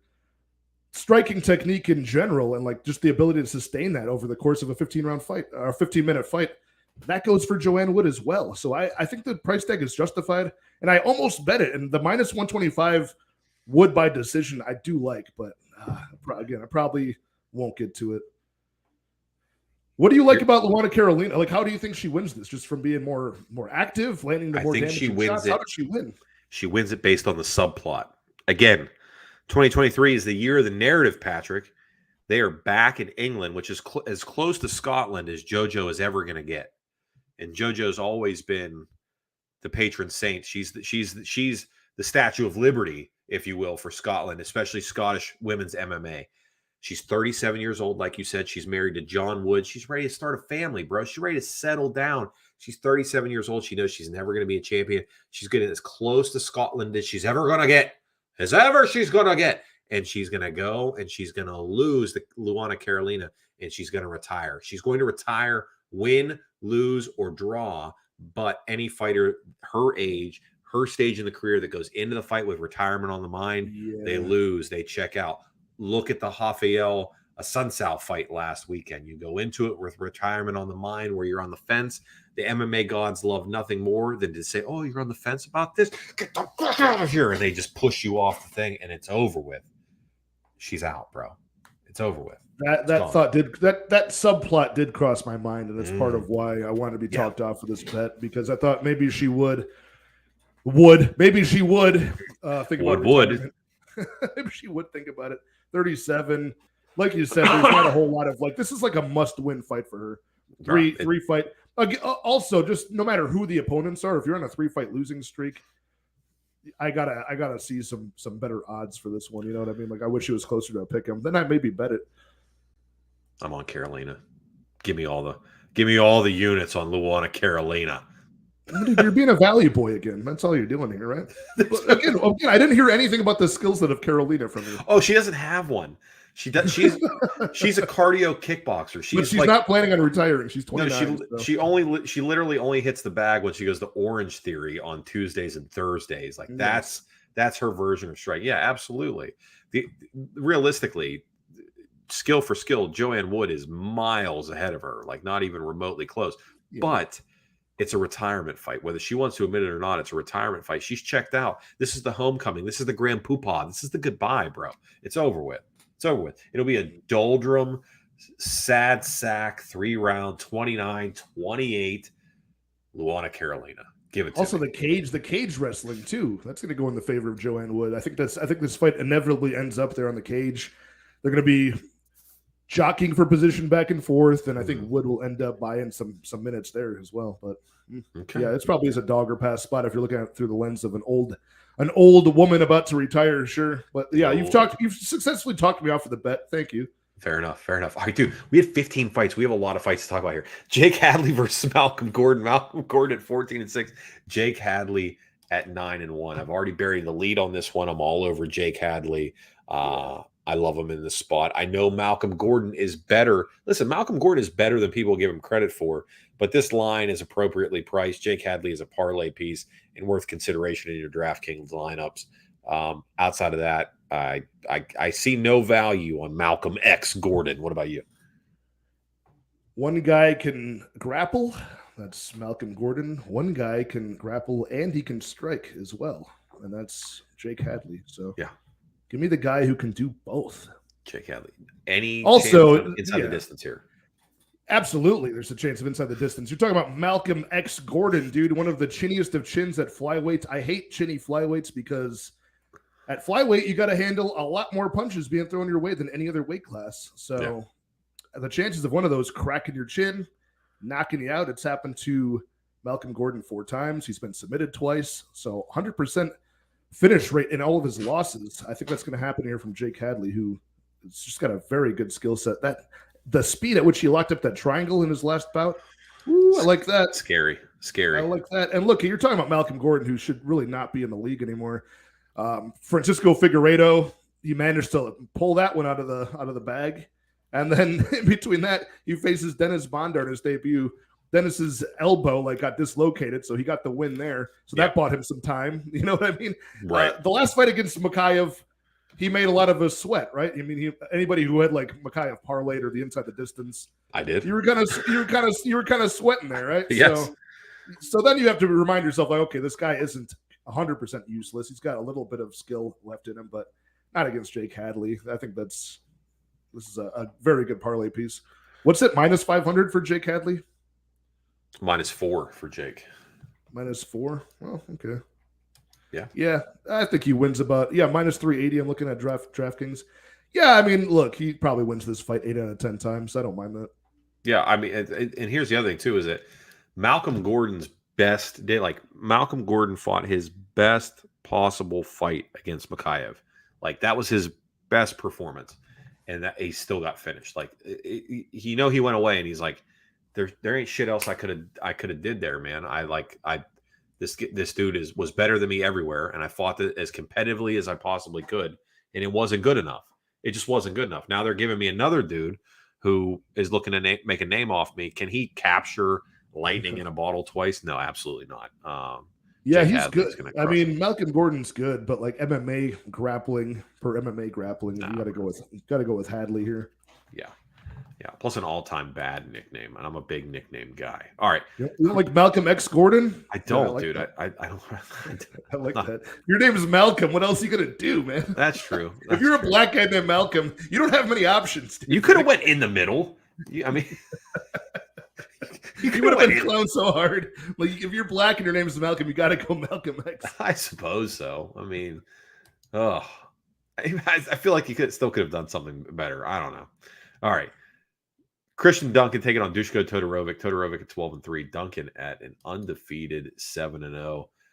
Boy, Dushko getting at +175 against Christian Duncan or -205. Over and rounds at 2.5 or 1.5. Damn it, I can't speak. I am just real quick. I mean, I think it's my turn to go first anyway. I perpetually fade Dushko because I am a big believer in the way your body is shaped. And I will say this every time because we get new people every single time that the show comes out. Dushko is not meant to take punches. He has a very large head on top of a very skinny neck, and he weighs a lot. So he fights dudes that are heavy, and they hit that, and it's like a cobra bag where he cannot.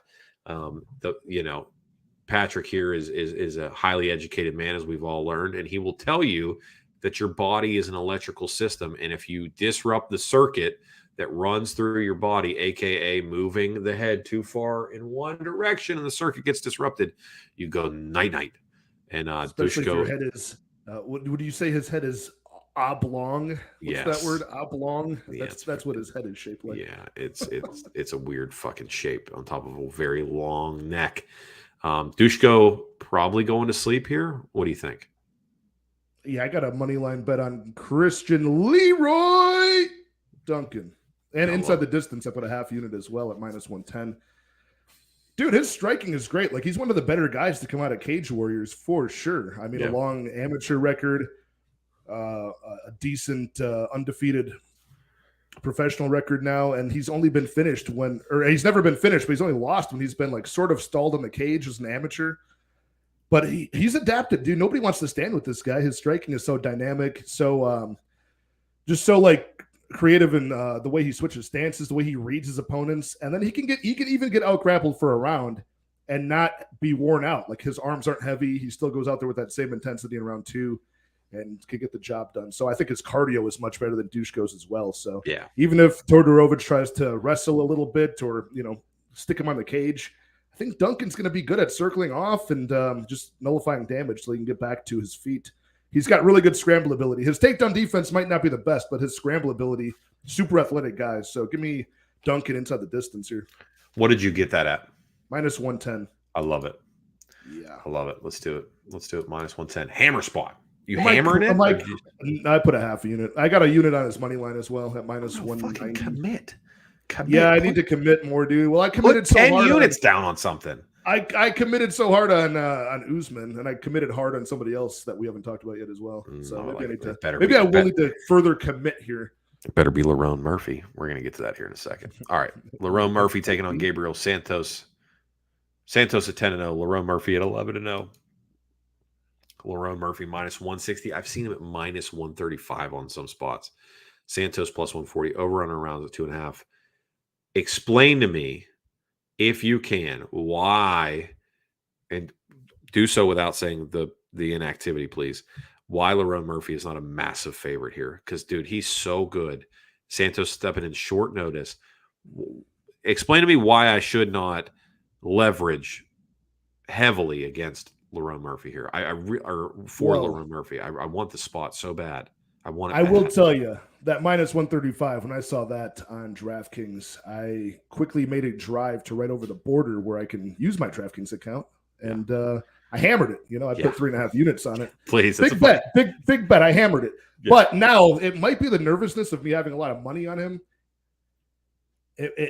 Now I'm thinking like, okay, this money line, it shouldn't be minus 135. That's a steal, but maybe it shouldn't be like the minus 300 I initially thought it would be. Maybe it shouldn't be the minus 250. I've seen it in some other places. Right. Just because he's so one at a time. Like, he's a very explosive, athletic guy. Sure. Gabriel Santos, very good jiu-jitsu. Very good. Now, can he get the fight into that arena? Maybe. Maybe not. I mean, I think the Lerone Murphy submission defense holds up. I think it's pretty good, but I don't want to see it tested. And Santos is a pressure fighter. Like, he doesn't feint very well, doesn't have good head movement, not the best defense, but when he gets going in a rhythm, Santos is really good. As far as like prospects go, this guy is great coming out of the LFA, but you got to factor in he just fought in January. His first fight now outside of Brazil for Santos at 26. This is his first big spot on short notice. I like Lerone Murphy, but man, the guy, if he just keeps on looking for the kill shot in front of his hometown crowd here and doesn't get it, and then he gets outboxed, and we're looking at a Zubaira Takugov versus Elvis Brenner situation. Oh, man. And I got a big bet on Lerone Murphy. So that's why I'm nervous. That's why I can explain to you why the price tag is the way it is. Yeah. I still think it's a steal. All things considered, Lerone Murphy at undefeated record right now. I think he lost to Takugov, but still undefeated on paper. He should be facing somebody much better. And he was going to face, who was it, Nathaniel Wood? So that would have been a much more good test for him. Now he's taking on a newcomer. So, yeah, I mean, those are all of my worries, Dale. How do you feel about it? I mean, I honestly, I'm so heavy on Murphy here. I can't. Well, I'm glad we're both in. Yeah, I mean, if I'm in for an inch, I'm in for a mile, man. I love Murphy in this spot. And to be honest with you, this is usually where I get blindsided because I don't see the path to victory. Right, the only thing that I see the path to victory for Santos is like you just said, and I hate that you just said it because now you've like inception this idea into my head is that Lerone Murphy is a one at a time kind of guy. Yeah. And this is a hometown fight with a one at a time kind of guy. And now I myself am going, shit, but it's such a good price, man. It's so good that I mean, this is what bad bettors, this is how bad bettors reconcile bad plays. It's still a good spot. You have to play it at that price because of the, you don't have to go value. I'd make that bet all day, man. I'd make that bet all day. 10 weeks after your guy got demolished. Yeah. 10 weeks after Peter Yan got 50-45. You're like, oh, dude, I would have, great closing line value. I would have made that play all day. Yeah, I was on the right side of that bet. It just didn't go my way. You know how many times I've tried to tell myself that? I've even tweeted that before. Like, oh, I was on the right side of that bet. That's just being bad. I'm on Lerone Murphy here. I just think he's better everywhere. Now, what I'm hoping is that Santos will be the more volume-based fighter. He will come forward, but he leaves a lot of openings. And then we'll see something like Lerone Murphy against, I don't know, Makwan Americani. He'll just jumping knee him, and knock him out. So hopefully that happens. I got Lerone Murphy inside the distance. I haven't played that because I'm so heavy on the money line, but I do like that prop. Money line's good enough bet. I don't want to. No. Like our man Shady said earlier, just give me 3 ways to win. Yep. Shout out to show regular Boston Brews Bets. Late to the party work sucks. Shout out to anybody working shift work, man. I did. I mean, I'm not sure what your work schedule is, Patrick, but I did 20 turn for 7 years. Are you familiar with 20 turn? No. It is 7 daylight shifts, so 7 to 3s, then 7 midnight shifts, 11 to 7s, and then 7 3 to 11s. Yeah, that's so you're because everybody's getting screwed equally is basically the goal Right. of that. So, yeah. I was a chemist at a small company out of college that was like that. It was 4 days on, 3 days off, but you were on that only for like 4 weeks at a time. Then it would shift. You'd have to like put in for, so it was a lot of like Wednesday through Sunday. You're working at like midnight. It was ridiculous. But right now my schedule is great. It's Monday through Friday most of the time. Lately, it's been like 7 days a week. I've been doing a lot of OT, but it's at least daylight hours. So, yeah, you get 2 days off in between. And then at the end of your 20 turn, you get a 4-day weekend. So that was always nice to get your 4-day because you could throw some vacation days on it and get, a week plus or whatever. And then after I worked whenever I stopped working at that prison, I took a little brief hiatus. I worked for a company doing 12-hour shifts, but it was 2 on, 2 off, 3 on, 3 off. So you worked 15 days out of the month, bro. And that was titties. That was real titties, man. I had a buddy one of my friends worked a schedule like that in a law enforcement field, and he I would just never know when he was free, Yeah, so that part sucked. Yeah. Yeah, I would be like, what's your schedule again? You're on the 3s, the 2s, the 4s. Yeah. What are you on? And the only thing that sucks about it too is like if something came up on your weekend, like you weren't getting that weekend off because they were like, dude, you get 2 weekends off a month. You're not getting that weekend off. So you did have to plan things accordingly. And then when I worked for the South Carolina Department of Corrections, they had a very similar schedule, but they threw a 4-day weekend in there as well. So like 1 month you'd work 15 days, another month you'd work 16 days. It was awesome, man. It was awesome. The pay was horrendous. And you dude, I will say this about working for SEDC, South Carolina Department of Corrections. If you are a guy that fancies yourself as a badass and you want to get into a fight every single day at work, the South Carolina Department of Corrections is hiring always, bro. Them mugs love to fight. It's where it's at. It's where it's at. That I don't know if you remember a couple of years ago, there was a prison in Bishopville, South Carolina, Lee County Correctional. 10 people got kilt, as they say. And I did not work at that one, but I was part of the rapid response RRT team, the prison version of a SWAT team that we responded to a disturbance there a hand or two. That place is a fucking jungle, and was not surprised that 10 people got killed there. I never heard about that, but these days in America, dude, 10 people. I mean, like that's rookie nothing, numbers bro. for an event. You're not even making the news, bro. yeah. If you want me even to click the article or read it, you got to have at least a dozen. Get your body count up. Yeah. I mean, honestly, there's like shit from like, 4 people shot. I'm like, come on, 4 people? What? 4? Just 4? What are we talking about here? That's a light day. Come on, man. Was he running around there with a revolver? Yeah, this guy's aim sucks. Yeah. Now, Producer Jake running around with some high-capacity mags. Ain't that right, Producer Jake? He's like, don't say that shit on air, man. Look at you. That's right, Dale. Yeah. Bro, did you listen to the episode where I tried to like talk Producer Jake into like saying, never mind, I'm not even gonna say it again because he got mad at me. But I was talking about Producer Jake clearing buildings, and he was not happy with me. He's like, bro, we can't talk about that. Oh man, I love it. All right. We did Lerone Murphy versus Gabriel Santos. Let's talk about Muhammad Makiev taking on Jafal Filo. Filo at 14-2, Makiev at 8-0. I'm gonna ask you whether or not there's some bullshit at play here, because Makiev says he keeps asking, he's the best in the world. He wants the ranked opponents. He wants this, that, and the other. But they feed him can after can after can. So who's lying here? Is it Makiev or is it the UFC? Who's full of shit here? I bet he wants these things, but I'm sure he's got a smart manager who's like, yeah, nah, you just pop off on camera, you pop off on Twitter, but we know what's best for your career, and that's why he's 23-0 amateur, 9-0 professional. You know what I mean? So maybe there's somebody better looking out for him. Maybe that's the UFC. Maybe that's his manager. And after the Malcolm Gordon fight we just talked about, I mean, he was lucky to get through that one. So right. Do you think he was going to lose that fight? I mean, if he didn't get the finish? I can't remember exactly. It certainly felt that way, but I can't remember exactly how much control time there was either way. Possibly, because he ended up defending, like, what was he stuck in a body triangle or mounted for the second half of round 2 at least, and then a lot of round 3. So right, yeah, probably would have lost. Are you justifying the minus 800 line here against Philo? No, not really. But it is like an overlapping skill set is how I describe it, is why you see these numbers.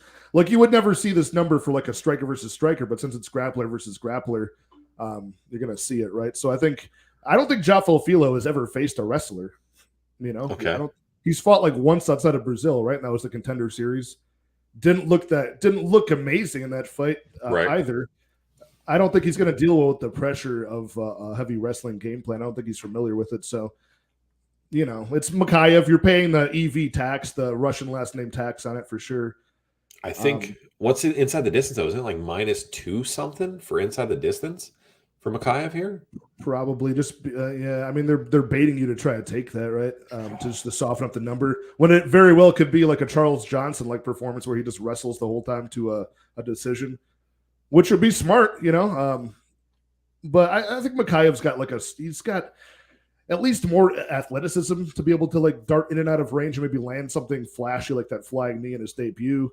But I think the wrestling is going to be really at play here, staying safe on top, getting that good chest-to-chest pressure, racking up control time.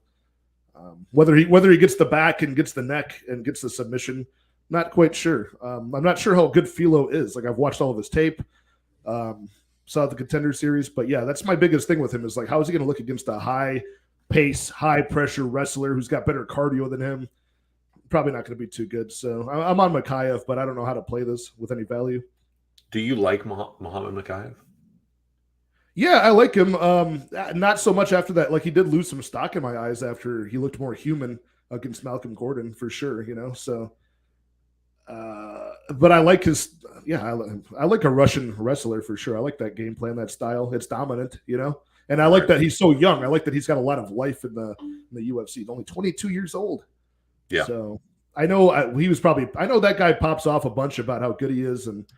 What was he trying to be the youngest champion or something like that too? A long way to go. I mean, a lot of things would have to align for him perfectly to do that because he's got like a year and a half to do it, you know? So you got to start fighting ranked opponents. You'd have to dust this guy and then fight in like a month and then dust that guy and then fight somebody ranked and then make it. But like doing these, like what he did to Charles Johnson was dominant, but like you're not going in there and finishing the guy, you know? That's what it's going to take to ascend the ranks. But I like Makayev. I think he's got room to improve.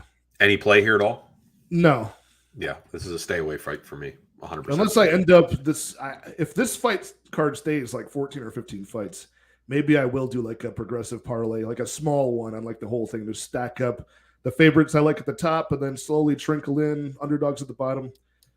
Okay. But, so for that, Makayev will be one of my more confident picks of the week for sure, stylistically. All right, let's talk about Sam Patterson at 10-1 taking on Yanel Ashmaz at 6-0. Patterson minus 270. People. Yeah, Ashmaz plus 230.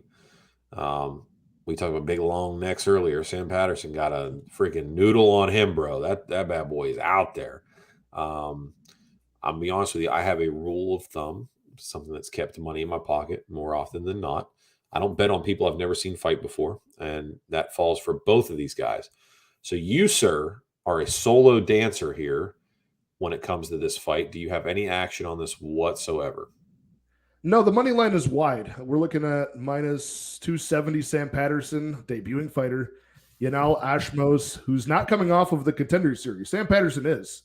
He was off the Contender Series. We got Yanel Ashmaz coming off of the PFL Challenger Series where he had, a decisive win against a guy who was trying to wrestle him the whole time. But here's the deal with Yanel Ashmaz. He's got 6 wins, no losses, 3 knockouts, 2 subs. You'd think that this guy is like a potent finisher, but I see him just outpacing a lot of really low-level guys, like just having the better cardio down the stretch. He has been successfully wrestled against, and you've got Sam Patterson, who's a very tall, 6'3" at lightweight, 78-inch reach at lightweight. Not a good, he's a good distance striker just due to his long limbs, but up close, man, he's sloppy. So there is that chance that Yanel Ashmaz can come in here, play the Hebrew hammer he is, and get a giant, tall man, overhand right, knock him right out on the chin. That could happen. But the thing with Yanel is he seems like so unrefined that even when he's having success in the feet, he's got his man rocked. He'll go in there and try to go for a takedown or cage wrestle. And I think at that point, that's when Sam Patterson's going to just grab up his neck. Because Patterson, 5 submissions out of his 10 wins, very tight front choke, very tight guillotine, and he's so tall he can do it from a standing position. So Right. I got Patterson by submission. Due to his record, the cat's out of the bag on that. You're only getting like plus 400 for that prop, so nothing I want to play on this one. Defensively, up close, Sam Patterson's not that great. Would have to really close the distance and do so for a long period of time. But I like the grappling of Patterson here, so taking him to win, but no action on this one. Got to learn about these guys. I thought I didn't know if Yanel's nickname was actually the Hebrew Hammer. It turns out it's a red fox, but Is it Ginger? yeah, I could appreciate the Hebrew Hammer reference. Although I will say, not a lot out there. You playing with fire, man. You start talking about Big J like that, man. Things get dicey. I meant it as a compliment. Okay, all right, man. Well, you ain't got to defend yourself to me, man. No, his father owns the best jewelry shop in town. What are you talking about? Oh man, I mean this in a good way. oh my gosh. Oh, I love it. Omar Morales at 11-3, taking on Chris Duncan at 9-1. Omar Morales minus 120, minus 119. Chris Duncan, almost even money here. Wait, Chris Leroy Duncan's fighting a second time on this card? Wait, what do we got here? No, I'm just kidding. Oh, I was gonna say, don't mess with me. No, they got the same name. They do have the same name, yes, absolutely, without the Leroy on there. I mean, is it safe to say you think Omar Morales is fighting for his job here? I mean, lots of promise, but really kind of a precipitous fall from grace for Mr. Omar Morales here. This is kind of a must-win fight, don't you think? Yeah, especially since durability and not being finished was like the key point, and now he's got 2 finished losses, 1 knockout and 1 submission in a row. So Right. yeah, not looking great for him. I do think he's got a really good shot at winning this fight. Like, I'm picking him to win this fight. Okay. But it's less of really high confidence in Omar Morales and more of I just think that Chris Duncan is so hittable, dude. Like, he's always getting hit, doesn't move his head at all. I think Omar Morales is the much more comprehensive striking game, better counter striker. He's a big guy as well. I mean, that always super does help big. Morales. He's very large for the weight class.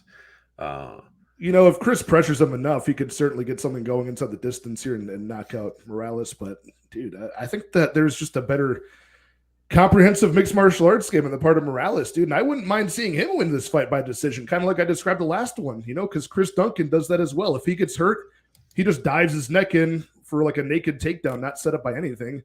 And it's prime for the taking. We've seen Omar Morales go in there and try to attack, Anaconda's front choke series, things like that. Not something he does all that often. I mean, he's got most of his wins by submission, but we haven't seen that a lot. We've seen him attempt it in the UFC, but never successly pull it off. I don't know. What fight doesn't go decision? I'm staying off of it for now. Fight doesn't go to decision. We're looking at the under. The under 2.5 is minus 200. So. Okay. Yeah, so we're like minus 190 range then for inside the distance. Exactly right. Yep, minus 190. Yeah. I mean, I'm cool with that, to be honest with you. And I would say this one, I would say this. Fights like this, I admittedly have no action on it because Morales has lost 3 out of his last 4. But this sort of fight with Duncan being I'm just going to say English. I know that's not right, but whatever that is, whatever that area, whatever you guys call yourselves, right? English, Great British, whatever. I don't know. Okay, I'll be honest. It's my American showing here. I don't know what you guys call yourselves, right? The Aussies got mad at me because I couldn't wrap my head around the Oceania verbiage, right? So the Aussie, New Zealand, all that area, that's the Oceania, folks. Okay. Yeah, I don't even know what that is. I've heard of that terminology. Right. I don't know what I'm schooling you up here. You might as well say Pangea or something, some old school landmass term like that. Right. So whatever you English folks are, right? England, Ireland, Scotland, all you guys, all yins guys, right? Whatever you are, if the event is trending towards violence, I'll just play inside the distance here because I have a hard time backing Omar Morales losing 3 out of 4. Only win coming over Shane Young, and I've said this a million times that Shane Young's not a UFC level talent. I don't know why. Do you talk about a cat with 9 lives? Fucking Shane Young. I don't know how he stays around. He's not good, but yet they keep him around. Anyway, doesn't matter. The only win in the last 4 fights is against him. If the card is trending violence, I'm on excuse me, inside the distance play here. If not, I stay away. Stay away. It's a game time decision. So you're gonna see a Juliana Miller submission. You're gonna see Ludovic Klein land 2 knockdowns on Herbert, but he gets the decision. You're gonna see Hadley get a sub. You're gonna see Duncan get a knockout, and then you're gonna say, okay, let me pull the trigger on Morales, or Duncan doesn't go. Is that what you would do? That is what I would do. Yeah. That's after we get a tearful Joanne Wood laying down her little tiny gloves like a little mouse in the cage, and they interview her, and I just wanted to say that I just love you, and I'm happy to have been back, and I'm just so pleased to have ended my career here. This is it's been the highlight of my life. I'm going to go home and I'm going to train and I'm going to be a stepmom and I'm just going to live my life. And I love you. That's going to be it. And everybody's going to be like, okay, JoJo. And then I imagined a Pixar mouse giving that speech. Have you ever heard her talk, bro? No, I just did. Well, when you hear her retire on Saturday, you're going to go, Dale fucking nailed that impression, because that's exactly. You sound like every cartoon nursery tale grandmother. That's exactly what she sounds like, dude. All right. Feature prelim. Jack Shore at 16-1 taking on Mr. Finland. Makwan Amir Khani. One of the better names in MMA, if we're being honest. I mean, is there a more fun name on the roster to say than Makwan Amir Khani? I mean, that's a really, really fucking fun name to say, man. No, and when you look at his Tapology picture, it's the best one that's ever existed. Dude, is the one with him sitting with the chicks? Yeah. Yeah, man, that's a good picture. One. That's a good picture. I mean, it just makes the line on this fight disrespectful from the picture alone. The picture's got inherent value. There should be a pick 'em. I mean, going off, let me say this. If we're looking at Jack Shore versus Ricky Simone, did Ricky Simone show us something there? Does Jack Shore have any dog in him? If you could take Jack Shore to deep waters, will he drown? Because probably. But it's Ricky Simone is the deep water king. He takes everybody there, man. Doesn't let hold of you. That's true. But there probably is something there for sure. I mean, because you see that with these guys who have undefeated records all the time. 16-0. He's like, what is this? I'm not winning this fight. I'm not dominating this fight. He just come off that awesome performance against Timur Valiev, which really opened my eyes to how good his boxing was. Jack Shore's boxing is his footwork and everything, his combination, super, super slick. And the fact that he's going to be able to take back one, if he can survive round 1, he's good to go in this fight. So, I think it's a Jack Shore inside the distance round 2. I might even play that or put it in some sort of a parlay, round 2 Jack Shore. I think Makwan's one of those guys that I love to go he's so good at winning a fight and then just finding ways to lose. He's so good at finding ways to fucking lose fights, dude. It's almost a talent the way he finds ways to lose fights. But they keep him on the roster, man. He has lost 4 out of his last 5. It's real bad. Wins over Danny Henry and Mike Grundy. That's about it. Danny Henry's the only guy that he's beaten in the UFC that's still in the UFC. I'm pretty sure. I think everybody else is either retired or been cut. Jason Knight might be coming back. He's on the new season of The Ultimate Fighter, Patrick. He's on the new season, so he might be coming back. So Mississippi Mean Jason Knight, bro, coming off the BKFC, soiree, if you will. Dude, very rarely do people. That's news to me that he's coming back on The Ultimate Fighter. Bro, yeah. Do you see the Ultimate Fighter roster? It's all fucking Timur Valiev's on the new Ultimate Fighter. Well, good. I'm glad. That's gonna be awesome. He was 2-0-1 in the UFC. Why is he on the Ultimate Fighter? Yeah, I don't know. It doesn't make any sense to me. But they got all kinds of coming up. SD Crusader says, any idea when Shore moved up a weight class? This will be his first. Yeah, we failed to mention that this will be at featherweight, so this will be the first time. He has been at featherweight before, back in Cage Warriors. Before that title run at bantamweight, he was there, but this is the first time. I mean, I don't know. I'm not sure. Did he just try to avoid seeing Ricky Simone ever again? Maybe so. that greasy mullet, bro. I don't know if this is a one-off thing just to fight on this card. That could be. I didn't see anything on his plans to make a featherweight run, although he is a big guy. Yeah, he's big. He's thick body, wide back. So, all right, man. As customary, not gospel truth, and I don't need you to have bet it, but we will run from top to bottom. Just money line leans, okay? Just again, it doesn't have to be what you bet. I just to see where we're sort of leaning as we line up, all right? Miller versus Hardy. Miller. I'm on Miller as well. Klein, Herbert. Klein, got that money line. Klein as well. Carolina, Wood. Wood. I'm on Carolina. Gordon, Hadley. Hadley. I'm on Hadley as well. Tudorovic, Duncan. Leroy Duncan, money line bet. I'm on Duncan as well. Santos, Murphy. Murphy hammered that money line. Yeah, absolutely. Murphy as well. Makiev, Philo. Makayev. Oh, Makayev. What did I say? Makiev? Whatever, same thing. No, man, you said it right. I said it wrong. Ashmoz versus Patterson. Patterson. I'll go Patterson as well. Morales, Duncan. Got Morales here. Very hesitant Morales, yes.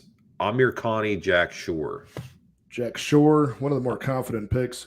I'm on Shore as well. Vittori, Roman Delidze. Vittori.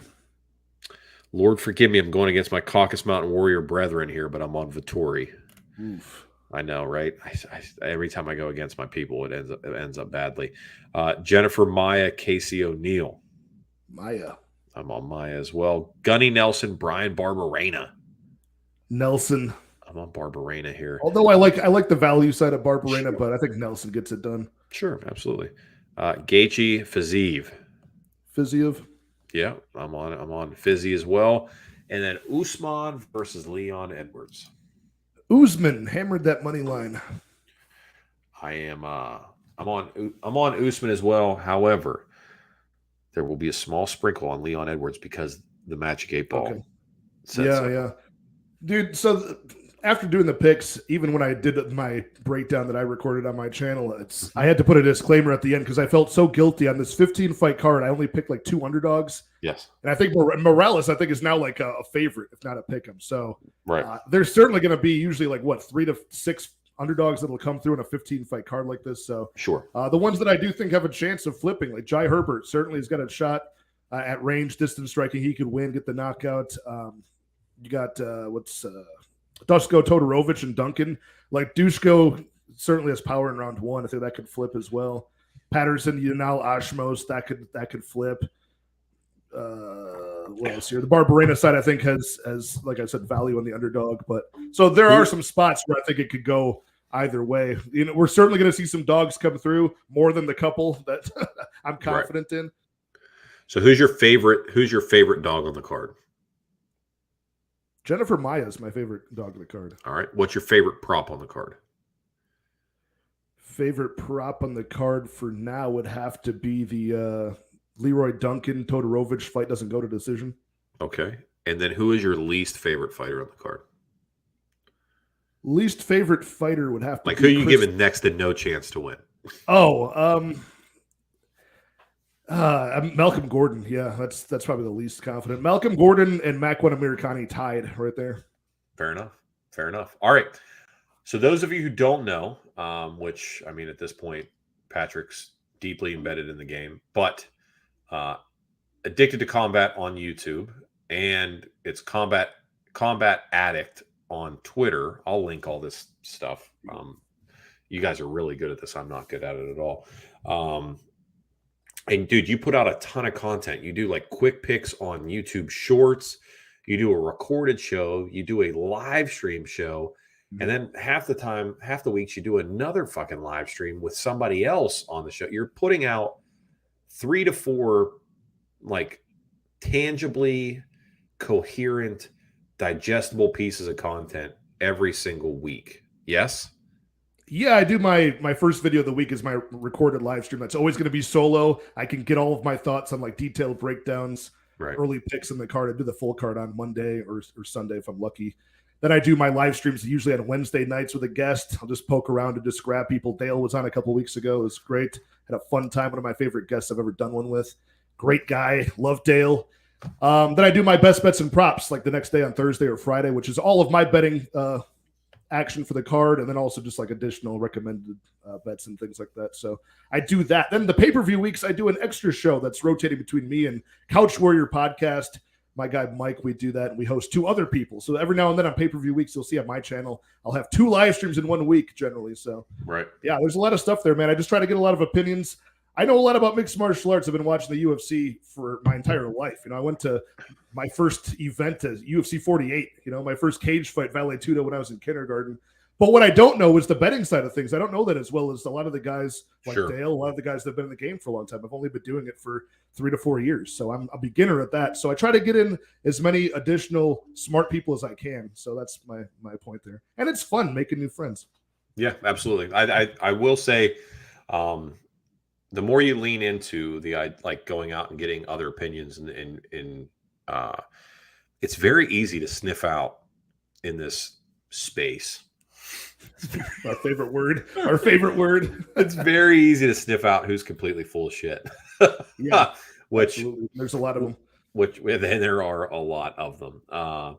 But no, man. I mean, there's something about authentic people, and if you go to my iTunes library and you go back 5-6 years or whatever, you will see that the list of people that I have come on the show or asked to come on that are here to actually provide betting, like the betting side of it, that are not a professional athlete or aren't like a author or somebody that I whatever the case may be, are very few and far between. So I'm saying that to say this to you, is that I was humbled and honored to come on your show, and I asked you to come on my show as well because I know that you know your shit, and I know that you like the sport, and I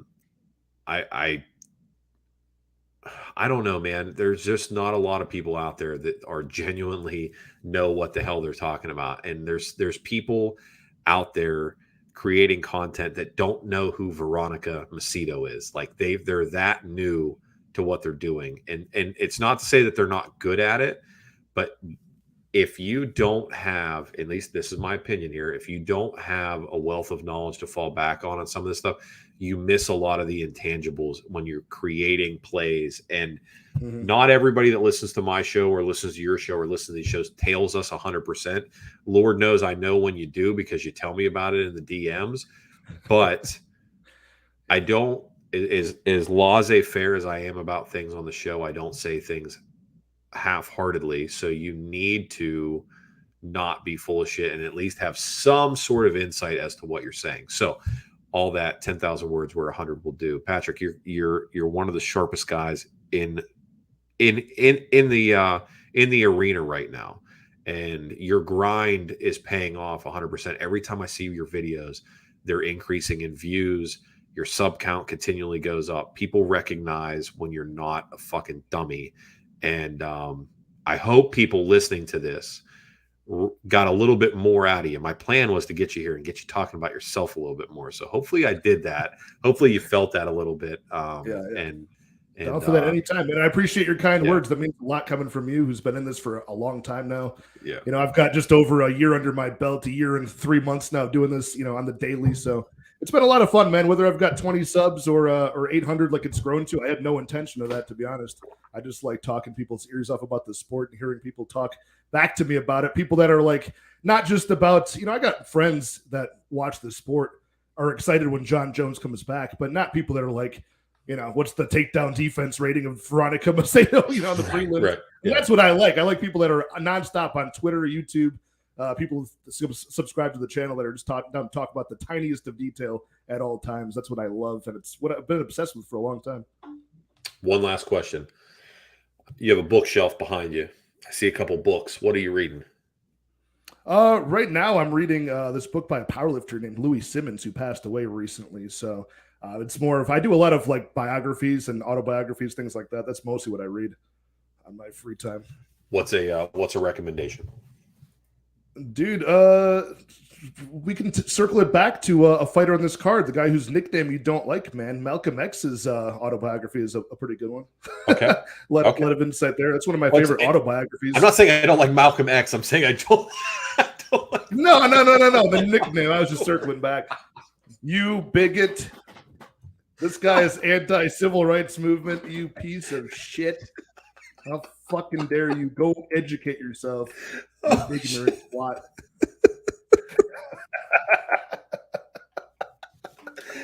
Oh my gosh. No, that's good. Okay.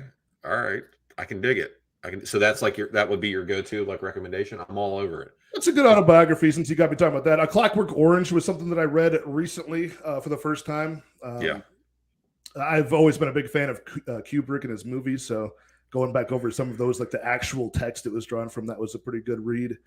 I don't read as much as I'm letting on here. Like I read, one thing every couple months when I got free time. But thanks to creating content, I don't have any of that free time anymore. God damn it. You realize most people don't read at all, and it's one of the things I preach on the show all the time is try to get these yahoos to read more.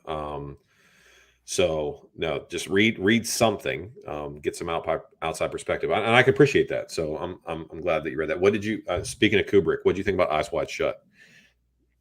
Did you watch that yet? No, not yet, bro. Okay, so we need to. You want to do? We should do a watch party with a movie. Let's do Eyes Wide Shut. Producer Jake, have you seen Eyes Wide Shut with Tom Cruise and Nicole Kidman? All right, man. You guys are in for a trip, dude. You want to talk about the cuck chair, Patrick? Well, I can't wait. You got me. You had me at cuck chair. Yeah, Eyes Wide Shut, buddy. That's where it's at. No, there's a lot of stuff on my list here, and I've just run out of time. And there's not enough time in the day for all this kind of crap. I wish the day was like 48 hours. It'd be great. I have time to do everything. What planet is the day 48 hours? I don't know, Jupiter or something.